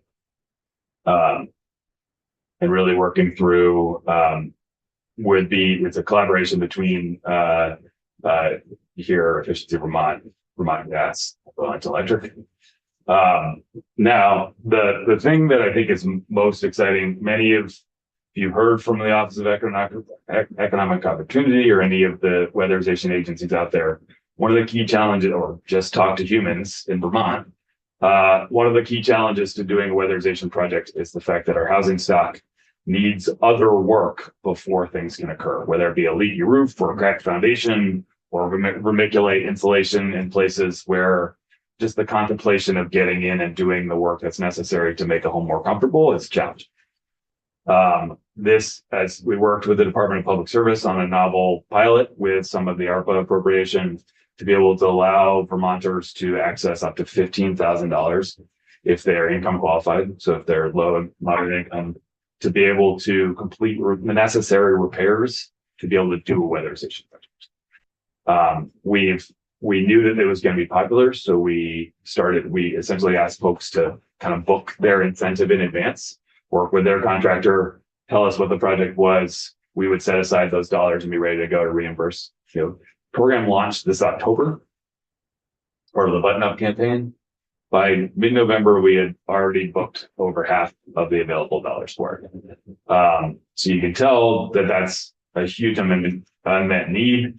You know, I liken this to the work we did at A&R in establishing the Healthy Homes Initiative, which helps people replace failing septics. I mean, we thought it might be a few hundred. I think they've gotten over 6,000 applications at this point, some number of thousands, right? And so clearly there's a need. It speaks to the housing stock in Vermont. As we think about the housing crisis, we need to not just think about new, but also bringing our existing housing stock up to speed, because that's what exists in the communities that really need the economic vitality that we're looking for. So, all right. We're also done significant work in reducing emissions through our energy efficiency work. As you'll see here, this is a wastewater treatment facility, and I believe that's Essex Junction. Trying to think about one of the key ways I talked about earlier is refrigerant management. One cool new project we did with one of my favorite beer manufacturers, Lawson's Finest Liquids, was a 3,500 square foot walk-in cooler that used carbon dioxide as a refrigerant. So as we talk about the concerns about those refrigerants leaking in the atmosphere, now we have a 1 global warming potential refrigerant versus a 3,000 or a 6,000 number. So, and they're going to save over $13,000 a year in their energy savings overall, while we continue to see huge amounts of greenhouse gas savings. Also really strong work being done with advanced manufactured home work. We've been really working closely with the Department of Energy and state stakeholders to really drive new projects forward. We've done a bunch of farm worker housing and other things to try to meet a huge need that we know many of Vermonters are relying upon for their housing stock. Many of the existing, manufactured homes are really hard to keep and to stay warm, and so this is a great opportunity for us to, as we move forward, to continue that work. As we talked about, there are, weatherization is a key building block to reducing emissions. We have opportunities for everybody, whether it be a small DIY rebate, because we know Vermonters are hardy and they like to do the work themselves. That rebate is not particularly large, but that's because our work is largely based on verifiable savings. And when we give you a DIY rebate, there's nobody out there sort of to do a blower door test on the inside and the front end and the back end to say it. So this is not something that we really claim savings for, but we know Vermonters want it. So we put it out there to try to help the work. We work very closely with 3 Thermal, which is a spinoff of Capstone, to do low-income multifamily retrofits. That work very closely, and then we offer income-sensitive incentives to try to really drive work across the market. What's Capstone? Capstone is the community action agency based in Barrie that serves the central Vermont area. So similar to Brock in the Rutland area. And so 3 Thermal, because even though it's very centric, it works on stuff statewide in partnership across the state. So this builds on the work that all Vermonters can receive free weatherization support if they are at or below 80% of the area median income. Those can be serviced directly by folks like Capstone and Nido and Brock and Seca and the others who are doing the managing crews and doing weatherization work directly in folks. As Senator Hardy was mentioning, and we talked about financing a bit, we work very closely with partners to try to make projects as easy as possible. Part of that is where there might be an incentive gap, and there is some skin in the game for the homeowner or the business to create easy financing opportunities. Those have come in the form of the weatherization repayment assistance program that you helped to found that we work with VHFA and DGS on to try to allow you to pay for the work on your utility bill and have that stay with the home, right? So if we think about traditional loans, right? You're paying for something and you maintain that loan. But if the benefit is staying with the house, the payment also stays with the house. So it's a novel way to kind of drive work that might not otherwise happen if you're not planning to be in your home for a longer period of time. And you may not see what the payoff might be if you go to sell. The other piece we do is we work through local financing agencies to do our home energy loan, which is again lower cost financing, can be as low as 0% to do major projects to really help people achieve the results that you all directed us to go get. I also want to, you've probably heard about, or if you haven't, I would love to talk more with you about the energy burden report that Efficiency Vermont has been working on for about a decade now. We've updated over the course of time to try to really think about how much folks are paying for their total energy use, whether that be electric, transportation, or heating, based on their income, essentially based on their ability to pay. So we can really look at where communities who need the most support. And as you know, as you can see, and I'll point you to I can send June some resources to share with you about some interactive tools where you can, screen for different qualifications and think about where that energy burden is the highest. But it's not surprising that income is the primary driver of that challenge. But it is really useful to be thinking about as we go forward. And, not only are the incomes higher in the Champlain Valley, but they also benefit from lower cost thermal in VGS territory. I also want to talk about a bit about sort of how we do, we have had targets around addressing energy equity issues for a long time, helping those who can't access our programs or can't access, don't have the ability to contemplate a project, be able to move forward. That is always a little bit in tension with what I talked about. We are performance based. And so we have to achieve certain results in order to be compensated for the work we're doing on your behalf. And so every dollar that we spend on low and moderate income customers are often more challenging to get to completion of projects. So it takes time and additional incentive, as you saw with those income sensitive. And every dollar that we spend there, we have to figure out how to balance, right? Because ultimately you need us to be cost effective. And so, when we do a bunch of work in the low income space, we need to balance it with really cheap saving up elsewhere, right? So a large commercial and industrial project that might balance those scales, but that tends to sort of squeeze out the middle, especially, can in that process. And so we want to make sure that we're thinking about, as you're directing us to go do more work in the low and moderate income space and other communities that have had trouble accessing programs over time, that we think about how that balance works. Because we want to be able to serve everybody, but we can't do it with all of our hands and hide behind our back. All right. And then again, sort of the final pieces we do, and I've been talking for a while and you're ready for a break. I'm ready to stop talking, but we do a lot of work through community engagement, right? We did over 117 events and connecting with over 2,000 Vermonters in person, really talking with folks, because people love to just sort of come and ask the question that's been nagging at them that, they didn't know how to even Google. And we get the initial questions that start a conversation that lead to somebody doing something. We give out lots of, freebies to help people start that transition process so that people can get engaged in their own energy journey. All right. And it's just a quick, it may be for the fair, but you pretty much cover the domestic sector, and you're doing great things, which is important. But is anybody focused on the state of Vermont is one of the biggest landlords in the state, and they have the Affordable Heat Act and the Global Warming Solution Act. Is anybody designated to focus on fixing the buildings that they lease or they?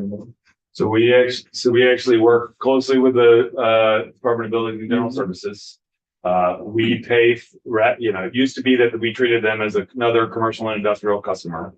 Over time, we have sort of, you all have been involved in this process for the last 10 years or so, where we actually pay for them to have permanent staff to be doing this work all the time. There are some, kinks in that process, as there always are, but that is the goal, is to be able to make sure that that capacity exists for every project the state is thinking about. So, because every taxpayer is paying. on it. Yeah. Yep. And there are some great programs that the state has run over the course of time that has allowed for state agencies, having run one myself, to borrow against a revolving loan fund to do some sort of capital improvement that's going to then pay for itself over the course of time, and that loan gets paid back through those things. My favorite example is something simple. The Fish and Wildlife Department owns a bunch of fish hatcheries around the state, and they were built before they really needed to be thinking about how much energy they were using. They had a lot of really inefficient pumps, and by just thinking about pumps differently, able to save a huge amount of money. There's a lot of rebuilding that needed to occur. The Roxbury Fish Hatchery was the last Hurricane Irene or Tropical Storm Irene project, like public assistance project, to be completed in the state. It's like 8 years later. But getting those up to enough so we can have functioning fish hatcheries around the state, but doing so in the lowest carbon footprint. So. Thank you. Any other questions? Okay, super. Thank you so much. I understand that was a lot. I appreciate that. I'll happily come back. I will send Jude some additional information around the energy burden report for you to look at. If you have any questions, please reach out. I would love to chat more. Thank you. Thank you. So grateful for all the work that you do. Yeah. Great. So we are going to take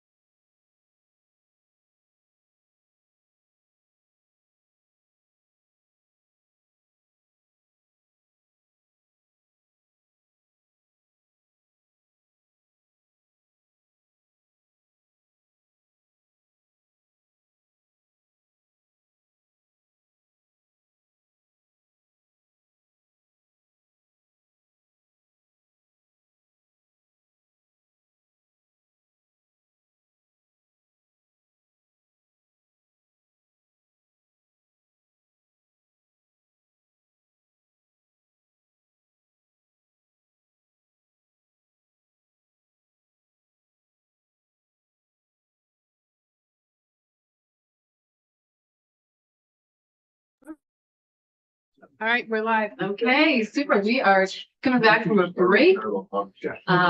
Still January 23rd. And we are joined today by Dano from the state Fish and Wildlife Department. Tell us about Vermont conservation design. Very exciting. Oh, we should do introductions. Is that okay? Normally, Senator Ruth Hardy would be right there. She is out. Senator Terry Williams from Rutland. The Washington District. Is Newman. Seth Bomber to the Bennington District. Scott Beck, Caledonia District. So can I say one thing? Oh, sure. This is, I just need to listen out and say this is the most important thing you're gonna hear all year. Oh, okay. Wow. yeah. Sorry.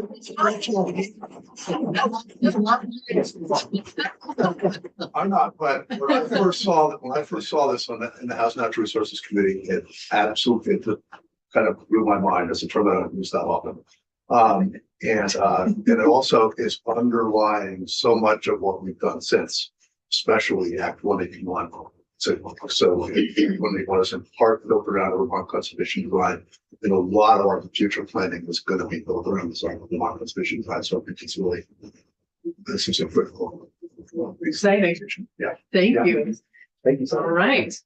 So, No pressure. yeah, thank you, Chair Watson, and committee for having me here. I want to just Despite the fact I have to get up in the middle of I have to be somewhere else. Anyway. I just want to acknowledge that Commissioner Shortsleeve is here Hi. as well. Nice to see you all again. For the record, my name is Robert Zano. I'm an ecologist with the Vermont Fish and Wildlife Department. I've worked at the department since 2008, and I think this is the most exciting thing that I've worked on in that time. I was part of the original group that created this project, Vermont Conservation Design, about 10 years ago. The other part of my work is that relates to this, but it's also separate, is going out and the inventory, assessment, and management and conservation of natural communities. Are 97 different little ecosystems that we recognize around the state, that we see examples of across the state. And so I'm also out there hands-on looking at nature and thinking about the conservation and management of specific places. But this is going to start at a much larger scale. And I wanted to start with the mission of the department, because this is really where this work comes from. The conservation of our fish, wildlife, plants, and their habitats for the people of Vermont. We are responsible for everything living out there on the landscape, and we have to think about the conservation of all those pieces. And how many species is that? Well, it's a lot. It's something estimated to be something like 20 to 40,000 different species. And you can see on the pie chart there, the species that we know the most about and spend the most time thinking about, the vertebrate mammals and vascular plants, make up just a small slice of that pie. Most of these things we know nothing about. I'm sure most of them don't have names, aren't really known to science, but they're out there providing important functions in the ecosystem and contributing to the whole and making this the vibrant forests and natural landscape that we know. So how do we protect all of those species?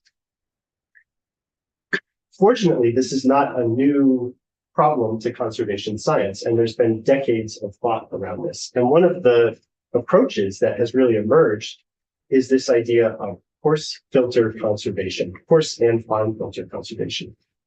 The idea with the coarse filters being that you find not each individual species. We obviously can't go one by one for 20 to 40,000 species. We can barely go one by one for the species that we have a good handle on. Find these larger features, like an alluvial shrub swamp there on the left. If we can protect examples of that, we can protect common plant species like alder and willow. We can protect the common animals associated with those places, like a flycatcher. We can maybe protect wood turtles, which are an uncommon species, but use those riparian areas. If we protect examples of the black spruce swamp, the other picture up there, we protect all sorts of common species. And hopefully if we protect enough of those black spruce swamps, we'll also be protecting species like spruce grouse, that's rare in Vermont, and that moss called splatinum moss that only grows on and deer dung. Those are the coarse filters. The fine filter approach would be going species by species, and I'll come back to that at the end. But this is really about those coarse filters. So originally, the natural communities that I do a lot of my work on were envisioned as the coarse filter, these discrete little ecosystems that you could identify different examples of, like the alder swamp, like the black spruce swamp, and protect the species that use them. There's a problem with that approach then. It's that nature is not static. Nature has never been static, and nature is especially not static now in this era of very rapid climate change, more rapid than has happened, I think, in the past 65 million years. And when we look back at paleoecology work, so the study of where plants and animals were in the past, we can look at some common species that we have now and see where their ranges were 12,000 years ago, as the continental glacier had just receded from Vermont. So that top series of images there are the ranges of beech and hemlock, two trees that commonly grow together. They're probably growing together right outside the window here. In fact, I think I can see both of them. Common association on our landscape. 12,000 years ago, they were in totally different places in that climate. And they've shifted their ranges over time to where they are now. And if we take that going forward, we have 20 to 40,000 species that are going to be not packing up and moving as little units. It's going to be 20 to 40,000 species, each doing their own thing, each adapting to a changing climate in their own way, totally rearranging the landscape. We need to think about how we can serve with that level of change going on. So they move because of tectonic plate movement? I mean, because that's kind of the conical force, right? Sure. So yeah, you have that would be over very long time spans, but absolutely. And then even over shorter time span where we know there's been climate fluctuations on the scale of thousands of years. Just the continental glaciation and then warming and cooling that's happened and now are very intense warming. And we can go back to, I'm not sure exactly how far back the record goes, but we have people actually dig into bogs, into that deep organic soil, and they can find pollen from the species. And that's how they reconstruct these maps of distributions. The Vermont Conservation Design is our effort to get at all of those species and all of that uncertainty using coarse filters. So what features of the landscape can we conserve and put together to sustain all of these things that we value, natural areas, forests, waters, wildlife, and plants? How do we do that? Vermont Conservation Design identifies the most important lands and waters for maintaining ecological function. And that's I use that term very specifically because ecological function is, yes, the plants and animals we have now, but it's also about the processes that ensure we have plants and animals here into the future, even if they're not the exact same ones we have now. And the design stacks up these coarse filter components and builds them into this overall map vision. When we put it all together, Vermont conservation design is a blueprint for a landscape that's intact, connected, and diverse. And those are the things we need to conserve what we have now and be resilient, let nature be resilient into the future. It works at 3 scales, and I'm going to dig into the parts now and really show you how we put this together. We're going to start with these broad landscape scale features. And the unit we use, one of the key units we use at the landscape scale is called the forest block or the habitat block. This is a really, I think, intuitive concept. It's forest and other natural cover. You can think about you walk into the woods and you're walking through the woods and you might hit a little rocky knob. It may not be a lot of trees, but it's still part of that natural landscape. You might hit a beaver wetland as you're walking through, and that might not be forested, but it's part of this habitat block.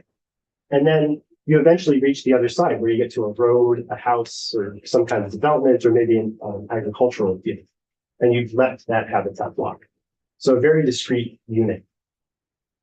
These were first mapped in the early 2010s, and this was what they looked like. Over the past couple of years, we've used new mapping, LiDAR-based data on where trees are to reconstruct the forest blocks. And we went from that blocky shape to these very, very detailed shapes. I think it's 3,600 times greater resolution in mapping out where we have forest and natural cover.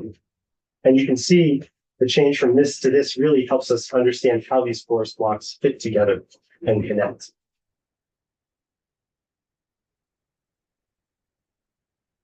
We used those forest blocks, and there's something like 4,000 forest blocks that we've mapped in the state greater than 20 acres. We took that overall set of forest blocks, and then we prioritized for different ecological functions.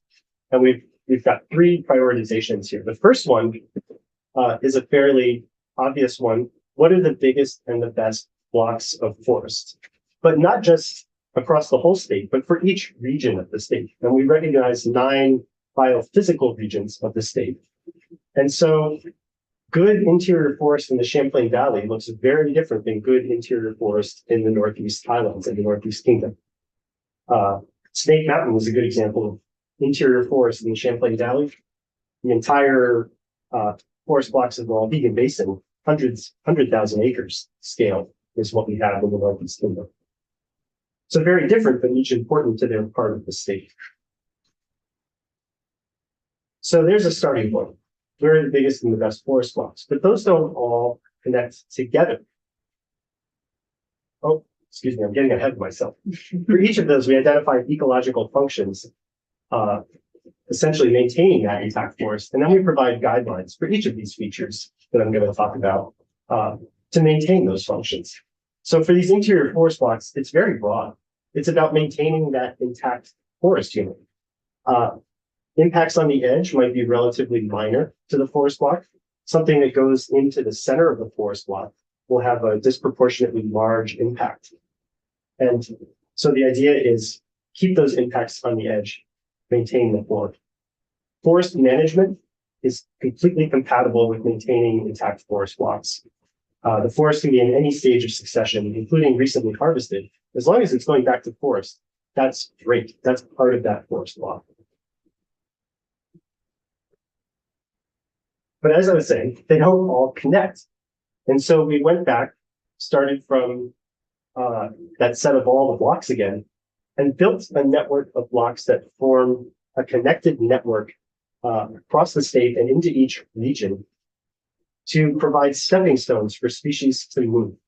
And Vermont is at this really cool crossroads of ecological connectivity in the Northeast region.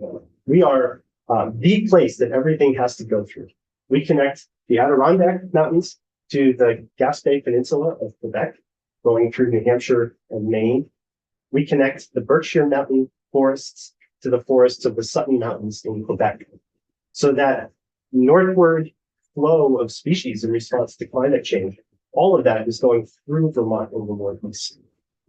And this network of blocks recognizes that. You can see the pathway out to West Haven, up to the Northeast Kingdom, and through the spine of the Green Mountains. So we have that crossroads built into the design. It also connects locally across the different regions of Vermont, and we see that as well. In these places, the edge of the block might be critical, because if we lose those connections between blocks, at least the edge where blocks come near each other, we lose that connectivity, and it can be very easily severed in many places.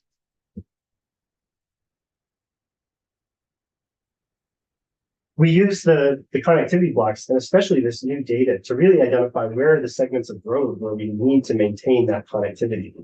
And this builds into a whole aspect of the department's work, coordinating with the Agency of Transportation about how do we find synergies in the ecological connectivity with culverts, bridges, over the road crossings, not literal wildlife over the road bridges, but wildlife being able to walk across the road.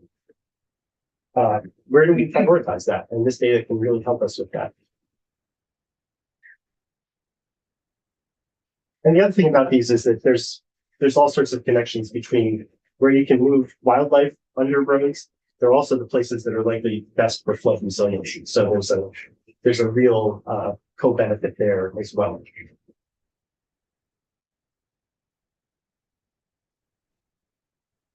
The third way we prioritized these 4,000 habitat blocks was to think about the whole landscape context of Vermont.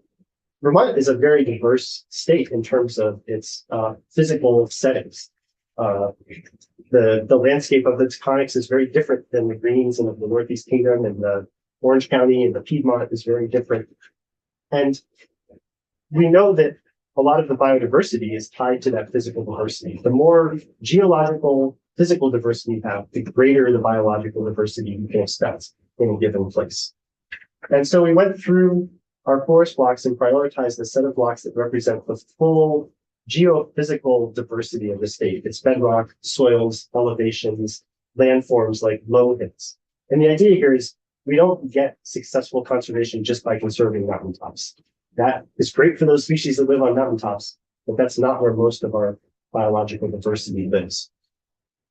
And so here you can see we've identified forest blocks in the lower elevation areas of the state.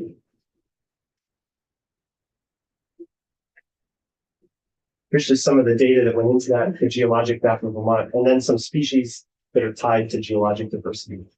The butterfly there, the West Virginia white, needs a certain plant to float that only grows in calcium-rich soils. So if you don't have forests on calcium-rich soils, you don't get that plant, and then you don't get that rare butterfly.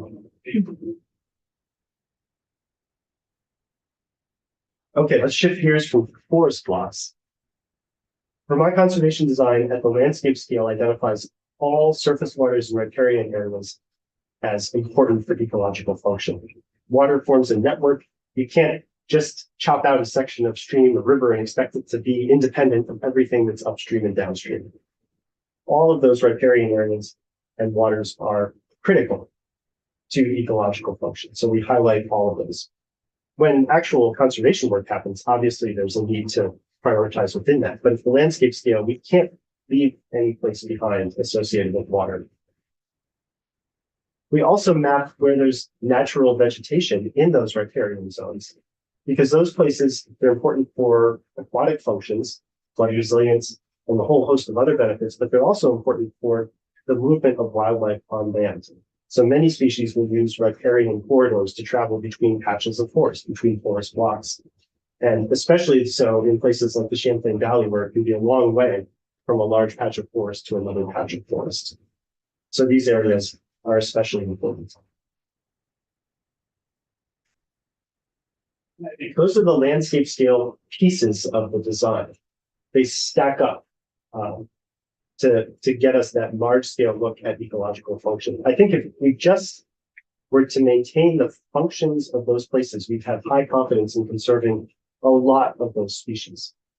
But we can add in finer scale features of the landscape to enhance that confidence even more. And that's what this next section is, natural communities and habitats.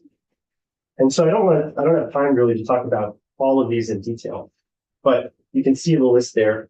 I'm going to highlight a few of them that are part of the design. And of course, choosing natural communities, since that's near and dear to me. Here's just 4 different natural community types that you can find in Vermont. Each, I think you can picture pretty easily, each has its own processes and factors that make it what it is. And because of those things, has a certain set of species. And the alpine zone on Camel Sump has very different natural processes and species than a river cobbleshore along the West River in Jamaica. They're just very different places. And I think even as we expect change into the future, climate change to shift where species are, we can be pretty confident that the top of Camel Sump is always going to have a different suite of species than the shoreline of the West River. And this is a way to build that diversity, hedge our bets, have places for species to go and be into the future.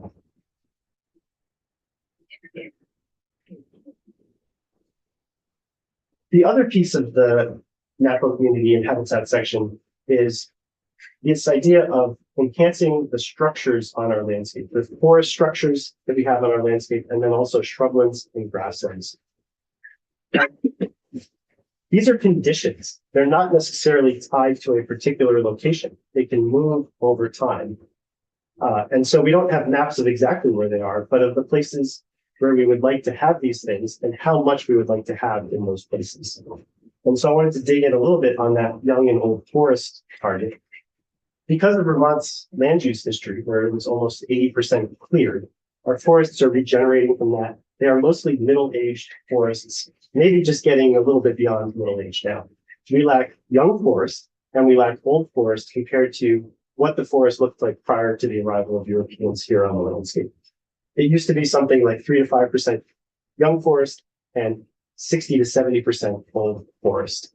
And old forests have this incredible structural complexity that comes from just letting trees get big and then they die, they fall over, or they rot standing up and then they rot on the ground. And that creates an incredible diversity of habitat within a small area, supporting some unique species and also just supporting common species in a much greater abundance than other places on the landscape.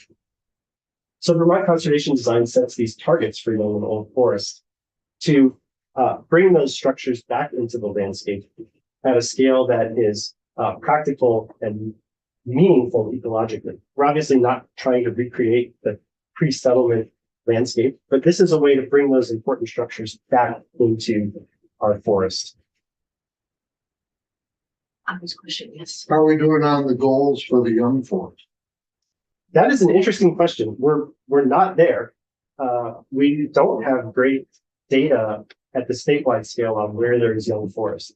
The best I've seen is from the U.S. Forest Service Forest Inventory and Analysis, and that suggests that we're closer to 0 to 3% in most regions, except maybe the Northeast Kingdom, but I bet that's lower now than it was 10 years ago.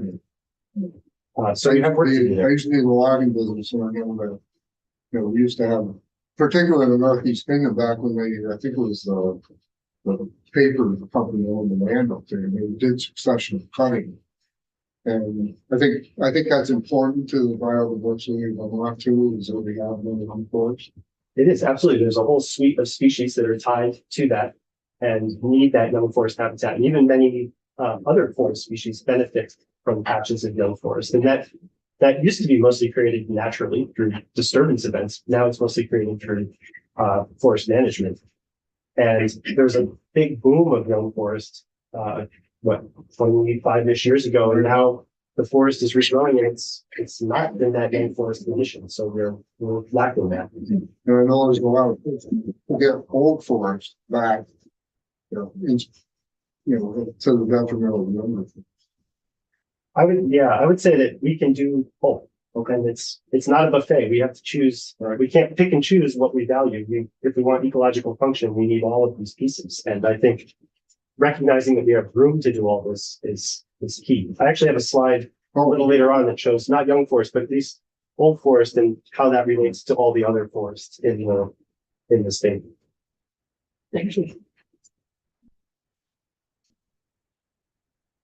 just want to mention grasslands for breeding birds like bobolinks. And these are species that were historically prairie species and mostly displaced by the intensive agriculture out there. Now they're part of our Vermont animals, and I think they're really important to keep here. They need really specific management. They can't be run over by haying equipment. And so they need a window to raise their young in the grass on the ground. And Vermont Conservation Design identifies acreage that if we could do that, we'd be at least keeping these birds here in the state in a reasonable number. And the management for that is very specific. It's not just any agricultural field. It requires very specific management choices to keep those birds here. And it can be done and still produce hay, but it's an extra layer that goes into it.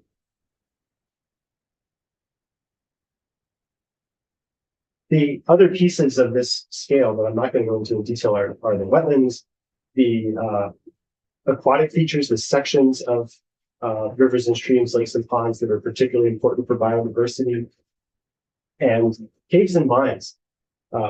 We know about those as that hibernacula, but I think there's all sorts of other species that we know little about that are in these places. I know one species, the taconic cave amphipod. All I know about it is its name, but there is a species that is tied to caves. How many other things are there that didn't get lucky enough to have that name?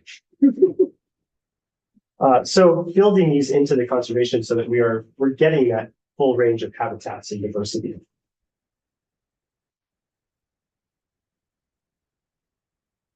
So we put those pieces together and they all stack up. And it's not about where to get multiple ones of those. It's about all of that. It's all got to be there. And places can have multiple ecological functions, or they might be special just because they have one function. They're all still considered highest priority in the design.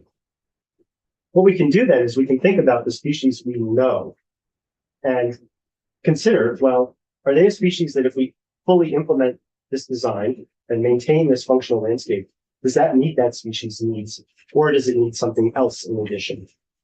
And so here's two examples. On the left is the northern pale painted cup. This is a relative of the scarlet paintbrush that grows out west. We have it here in Vermont in one place. It's in the rocky cliffs and gullies of Smuggler's Notch, the only place it grows in Vermont. You can see a picture of me in the habitat there. It's pretty much self-protecting. It's already in conservation ownership, but even if it wasn't, that's not going to be developed. Species is very rare, but I think we could say if we protect that habitat and give it room to move and do what it needs to do, it's done right by it. The contrast is the spiny softshell, a turtle that nests on these little beaches, postage stamp sized beaches, really, on the northern part of Lake Champlain. You can see one of those beaches there. These turtles lay their eggs in the sand, and they're threatened by people trampling, people who just don't know what's there. When you have a bunch of nests in a small area, it's a great attractant for other critters because they figure out pretty fast there's a lot of food there. And so things like the fences help protect against that.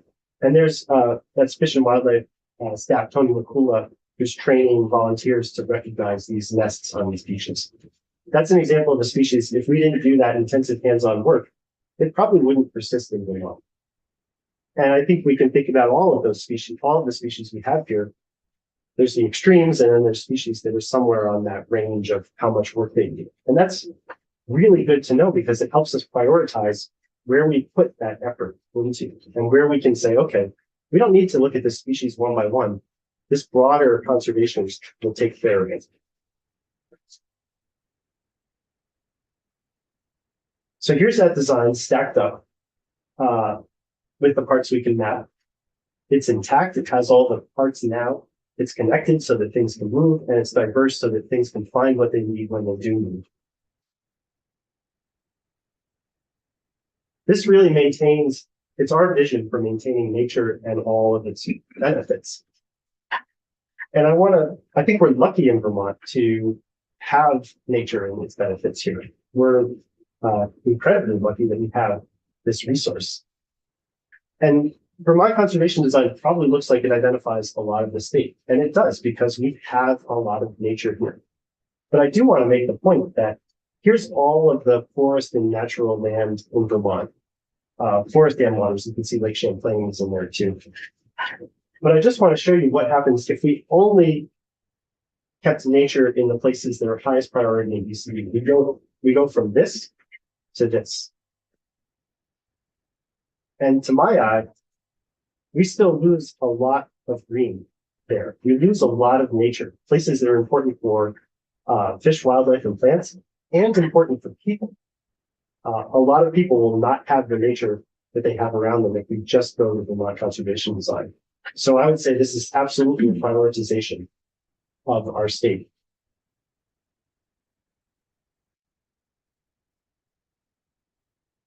When we started this project, it was a science project. It was me and a few others on the core team, and we would huddle in a little room and we focused on what do we need to do to protect species. But once we were done, of course, this has much broader implications than just protecting species and nature. That ties right into so many other things that we value in Vermont. All of these social and economic values, I think, are supported by this design. And all those nature's benefits, flood resilience, our climate resilience. I think that this goes on and on. I probably don't need to enumerate all of them.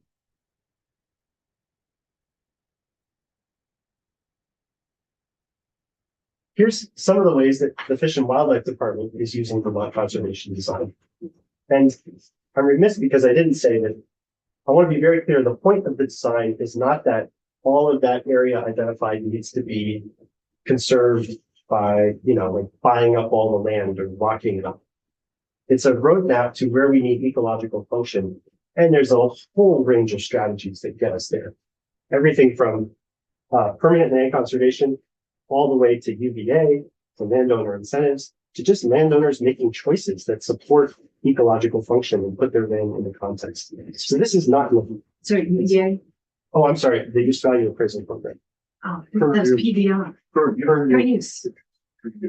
Okay, thank you. So, Sorry, okay.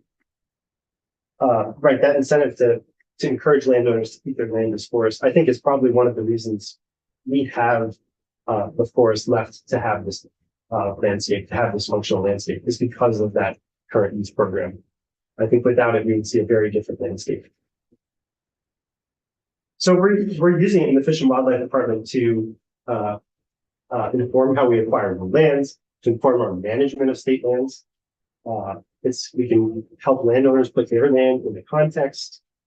It informs our regulatory work.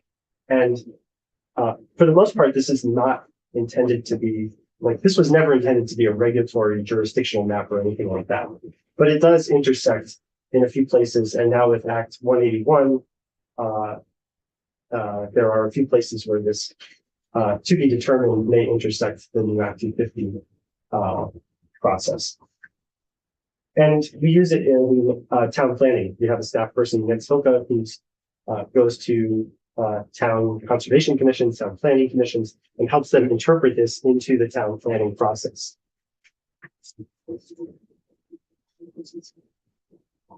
Partners and others use this in many ways too. Many conservation organizations are also using Vermont conservation design when choosing where to make their investments.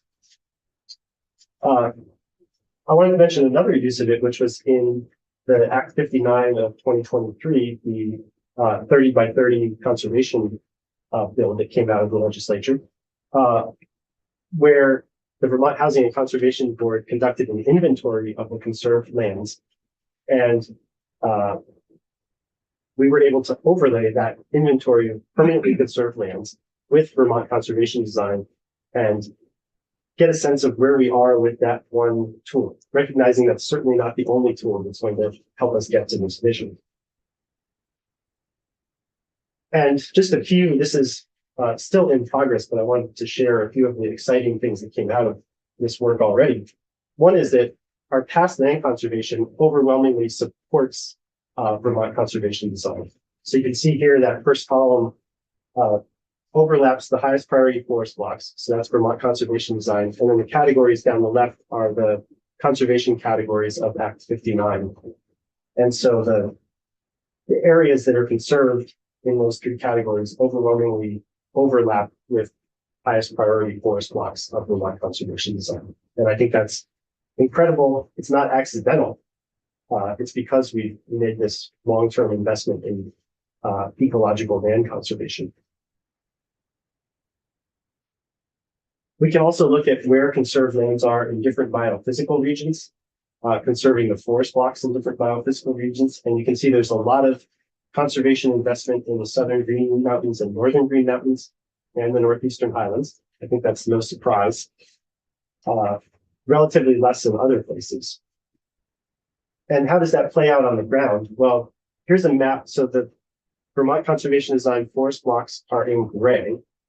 And then the brighter colors are areas within those forest blocks that are permanently conserved. And so we're looking at the area around Montpelier. You can see Camel's Hump, Mount Mansfield, the Worcester Range, and over to Groton State Forest. And there's a lot of land conservation here. This is starting to form a pattern supporting that ecological function.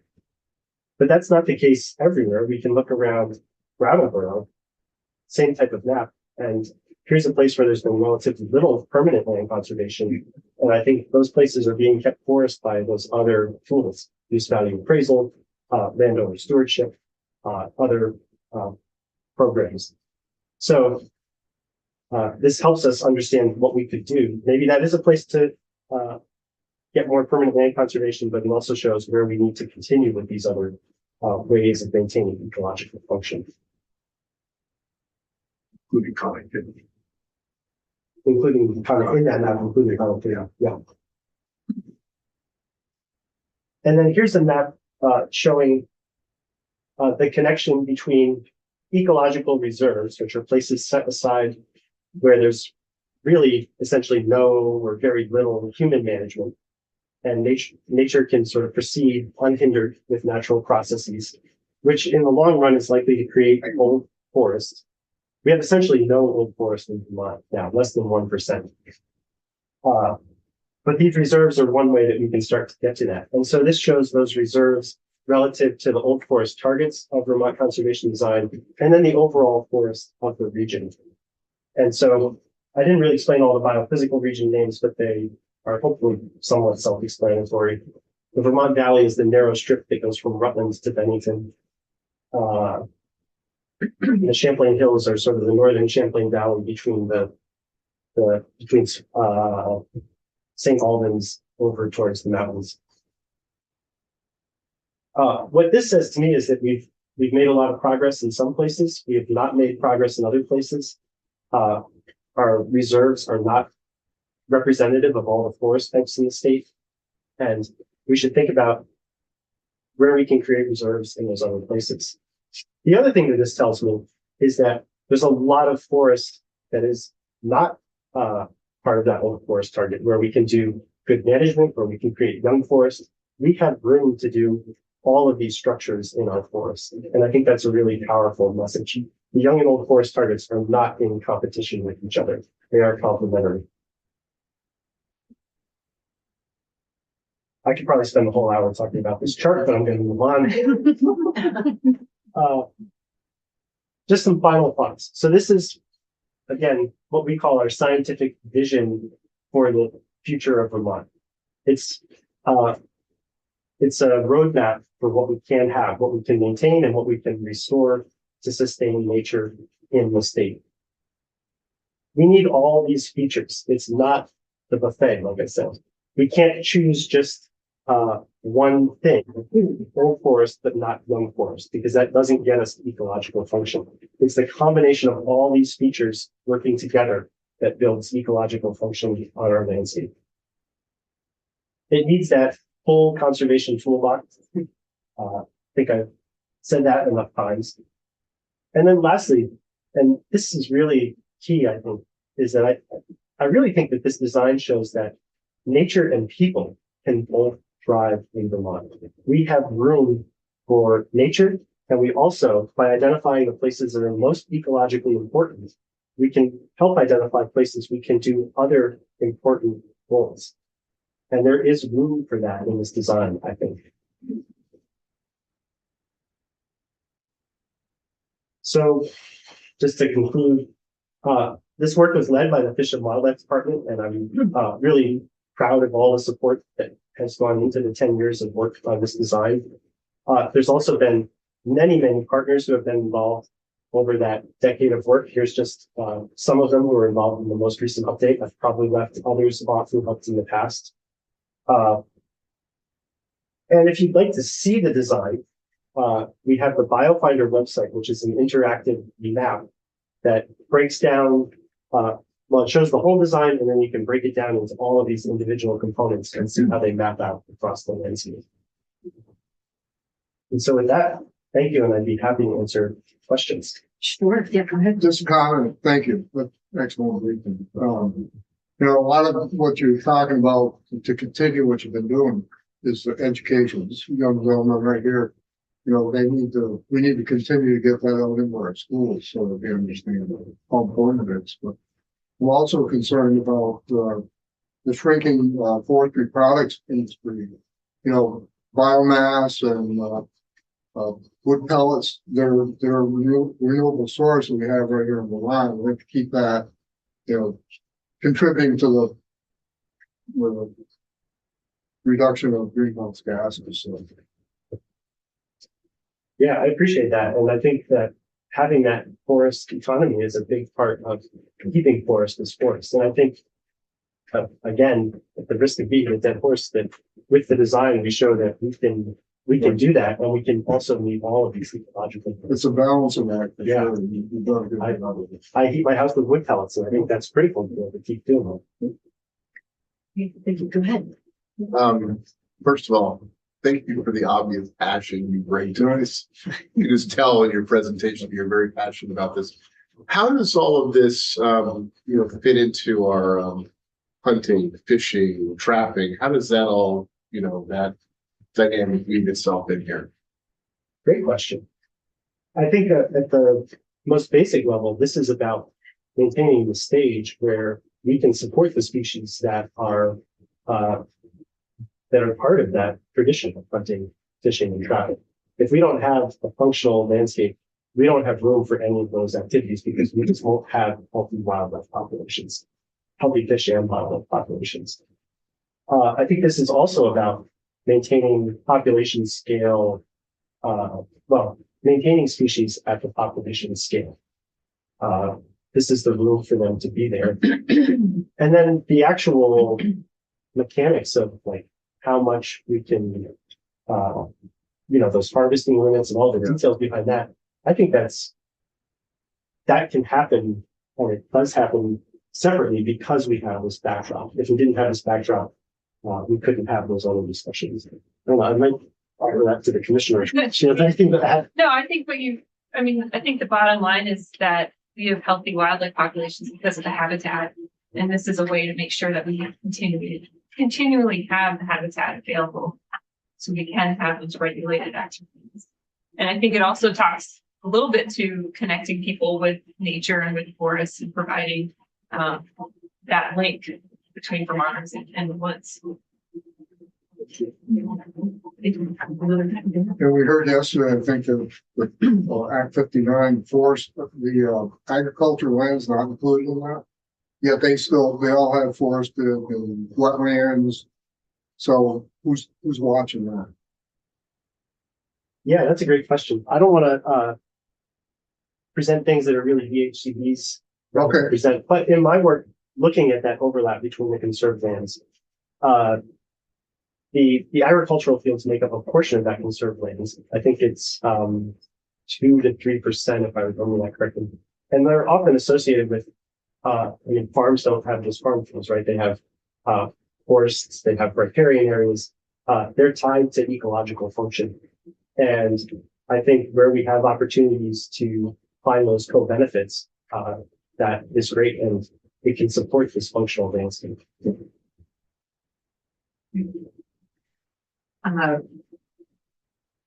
When we talk about the Vermont conservation design, I just want to make sure that I'm clear about what it is exactly, which is, would it be fair to say that it is a set of maps that include high priority and priority blocks for for the purposes of conservation? Or is it more, because you also talked about, like, I appreciate the philosophy of, intact, connected, diverse. But is it fair to say that it is really this set of mats? How would you talk about it as a noun? Good question. It is a set of maps, but it's a little bit more than what we can show just on maps. So it's about 10 different features, and most of those are mappable. So when we show the map, we're showing those features that are mappable. I think the exception to that is when you see that, let me just go back. When you see this map, this is showing the things that we, well, at the landscape scale, the forest blocks, we are showing everything that is highest priority. We're showing all the highest priority riparian areas. So that's all on the map. When you get into the habitat scale, we can show in that dark green things that we know about, and we don't know where all the important natural communities and habitats are. So it's incomplete. And if we were to find new ones, we would add those to the map. And then there's things like the old and young forest and grasslands and shrublands where it's, at least with our capabilities now, it's not really mappable. And so it's part of the design, but it's not in this. Gotcha. That's helpful. Thank you. I think of healthy biological diversity. Maintaining healthy biological diversity across Vermont and recognizing that it's very different in my part of Vermont in the Southwest than it is in the Northeast Kingdom or the Champlain Valley and on the other side of Greensboro in the Windsor County. Well, very different, but and yet they have to have the ability to interact through the migration. I had always, you always think of migration as being about animals, and of course it's equally about plants and other parts of the ecosystem. And I'll also just say, since we're talking for a minute, that when somebody first talked to me about 50 by 50, 30 by 30, and 50 by 50, that's like 50%. That's a lot of Vermont. And yet you recognize that right now we're 75% forested, and we're losing the fragmentation, something like 15,000 football fields a year. And so actually thinking about 30 by 30 and 50 by 50 in the context of the Vermont conservation design isn't that much. It would be radically different speed. We only can sort of 50% of this would be very complacently uphill. But we want to, at least in my mind, conserve at least 50%. And based on the Vermont conservation design. That's why it's so important. Such an important document. Yeah. So I think, you can correct me if I'm wrong, though, when Vermont conservation design was first spoken about, it was not supposed to drive regulation and legislation. But I think over the time, now that it's developed, I can see where it actually is needed to be done. And because we've seen some legislation come out of it, that's kind of the substance of the whole issue. Yeah, it's all good. I appreciate it. I appreciate that comment because when we first came out with this, we wanted to be really careful about how people interpret it. There's a lot of nuance to understanding what goes into the design. And I think producing a map, it's very easy to just think, here's green, here's white, this needs this, and this doesn't. And I think that nuance could be risky. And so I think some of the ways that the design is being used where it's not the trigger for a regulation, it's data that informs how you understand the features that are then part of some other trigger. So like the coming rulemaking in Act 181, the Act 250 updates, it's going to be about how do we minimize impacts, undue impacts of forest blocks. And it's not that being in a forest block triggers something, is the impact something that might be significant. And I think getting to that distinction is an important thing. It's a balancing act. Thank you. Great. And one further follow-up, what do you see as sort of the next steps for the progress of from the conservation side? Boy, that's a big question. I've been very caught up in the Act 59 process in a good way. I think this is really exciting to be thinking about where we use permanent land conservation to maintain ecological function and getting to that. And so I'm really excited what's going to come out of that ultimate conservation goal. But that still is going to be a very small slice of this. And I think how we can maintain everything else in Vermont in a way that is fair and equitable to landowners is the next challenge. And it's not going to be through, I imagine it's not going to be just through regulation. It's going to be how do we encourage and incentivize people to maintain all of these features. Is Vermont considering or wildlife travel corridors over vehicle roads? I know I've seen that in Canada especially. Is that part of the mix here? Anything we're thinking of? Yes, absolutely, but not over the road. And it's under the road or across the road. And the reason for that is those over the road structures where you build a big bridge and it's just for the antelope or something. That works really well when you have these populations that have concentrated seasonal migrations. You can understand where they're going to be. We have wildlife moving all over the place, and we want to support that. Culverts and bridges are key places where we can enhance the ability of wildlife to get under the roads. Like, how do we get wildlife across the 4 lanes of 89, 2 lanes of Route 2, the railroad tracks that are all penned into the valley between Burlington and Montpelier? And so it's that under the road work. And we've done a lot working with the Agency of Transportation to create structures. Like at Little River, there's a bridge with a wildlife shelf built under the bridge so that wildlife can get to that bridge, walk along the shelf and get under 89 there.